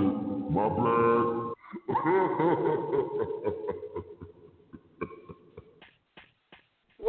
What the hell is that crap? What the hell was that? I couldn't even understand that. What the hell was that? Jesus Christ. Anonymous Radio Graffiti. Next time that you're watching My Little Pony, if you start to touch yourself, it's not wrong. Pinky's sexy when she's breathing heavy. Let's roll in the hay all night long. All right, you stupid Brody bastard. Shut up. Anonymous Radio Graffiti. Sex robot, sex robot, sex robot, sex robot, sex robot, sex robot, sex robot, sex robot, sex robot, sex robot. Coming to your town. Sex robot, sex robot, sex robot, sex robot, sex robot, sex robot. Wait, is that a real song about sex robots? You sick freaking Anonymous Radio Graffiti. Hey, Pearl. Stephen, you're back. Yeah. Something I can help you with? Not unless you can make Ghost interesting. How do you know Ghost? I'm going to be him in this play, but he's totally boring. He's perfect and he never makes mistakes. But nobody's like that. Everybody gets stuff wrong. This isn't just boring. It's historically inaccurate. Who wrote this? Ghost. But I was there. You were there? What really happened? Well, for starters, ruggedly handsome seems rather generous. The sun is warm. The grass is gray. And I want to kick Charlie that. This site has been damaged enough by the gems that were incubated here 6,000 years ago. Shut up, Pearl! Shut up! I didn't fight a 1,000-year war for this planet's independence to take orders from the likes of you. What the hell's that? Oh, my God! Oh, Jesus Christ! I don't know what the hell to do here! I'm John McCain, and I approve this message.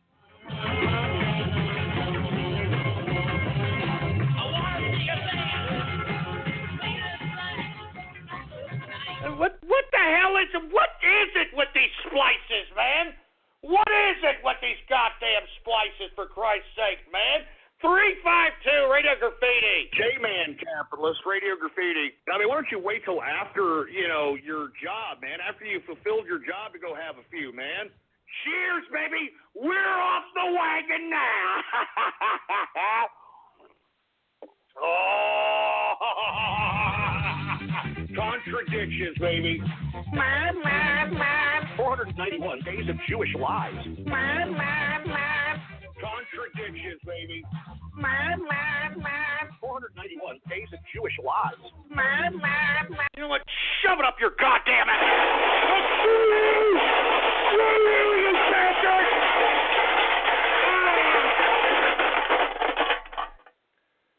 Look, all right? I'm on the wagon right now. Shut up. Just shut up. Give me the damn mic. Jesus Christ, man. Jesus Christ, man. 713 Radio Graffiti. Hey, what's up, Ghost? It's your little Mexican here. How you doing? ¿Cómo estás? Hey, what's going on, my pet Mexican? How you doing, man? Man, I'm good, man. Hey, I heard you're going to do something special at 420, man. What you going to be doing? Yeah, Simón Limón, este mero más chingón is going to consume some mota. Oh, man, mota, man. That shit will have your eyes red and you'll be seeing colors, man. You better best be careful. Yeah, you're damn right, man. I'm gonna be smoking some of that Yesta. You know what I mean? Some of that Yesca, for Christ's sake, man. You're damn right. Entiendes, Mendez?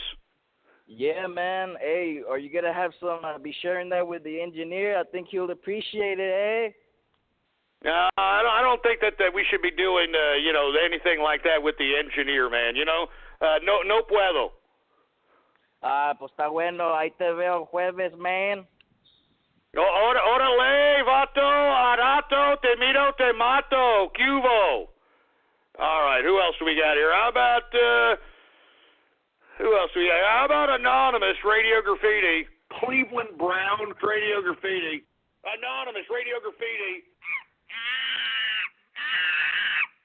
Are you kidding me? Oh, hold on right there, because, I think that it's time to play everybody's favorite game. It's Guess the Minority! That's right. I'm sensing some kind of ethnic twang here. I don't know about you, but I'm definitely, sensing some kind of ethnic twang. Well, keep talking. Now I'm starting to believe that there's probably a black persuasion. Yes! I'm great at this game, baby. I'm great at this game. You see, all you idiots that are sitting here calling me a racist, how am I a racist if I'm always right? If I'm always right, how am I being racist? I mean, shut up! You shut up! I never said that! I never said that! I never said that crap, man! That's a splice and everybody knows it, man. I didn't play Guess the Minority, some chimp sounds. That's racist, man. Jesus Christ. Give me the mic. Give me the mic. Racist bastards. Anonymous Radio Graffiti. Death is close. What the hell are you talking about, for Christ's sake, man? Anonymous Radio Graffiti. This is Sparta Radio Graffiti. Since you're a goddamn furry, Raiden Snake, I hope that your ass burns in flames!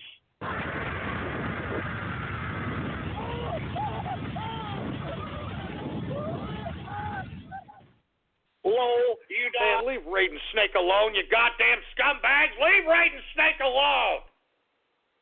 Anonymous Radio Graffiti. Appears to show a character behaving badly by cursing and getting physical. What can I do for you? I'm kind of confused about a friend of mine. He's in the closet, and he wants to... Hold it, Scruff. That's fucked up. I want you to know the difference between boys and girls. Let's take a look at my... 10 News recently broke the story of the lawsuit filed by a local family accusing the same character of refusing... Wait, what the hell are you... What the hell is that supposed to mean? What the hell is that supposed to mean? Jesus Christ. 915 Radio Graffiti. Oh, great. Helen Keller deaf mute, for Christ's sake. 352 Radio Graffiti. We got equal Radio Graffiti. What the hell are you doing, boy? Shut up! Damn it, God damn it! How about 412 Radio Graffiti? Oh, okay, what the hell is up with the sucking fetish today, huh? That's the second suck. That's the second one I've heard. What the hell's your problem? Suck. You know what? More beer.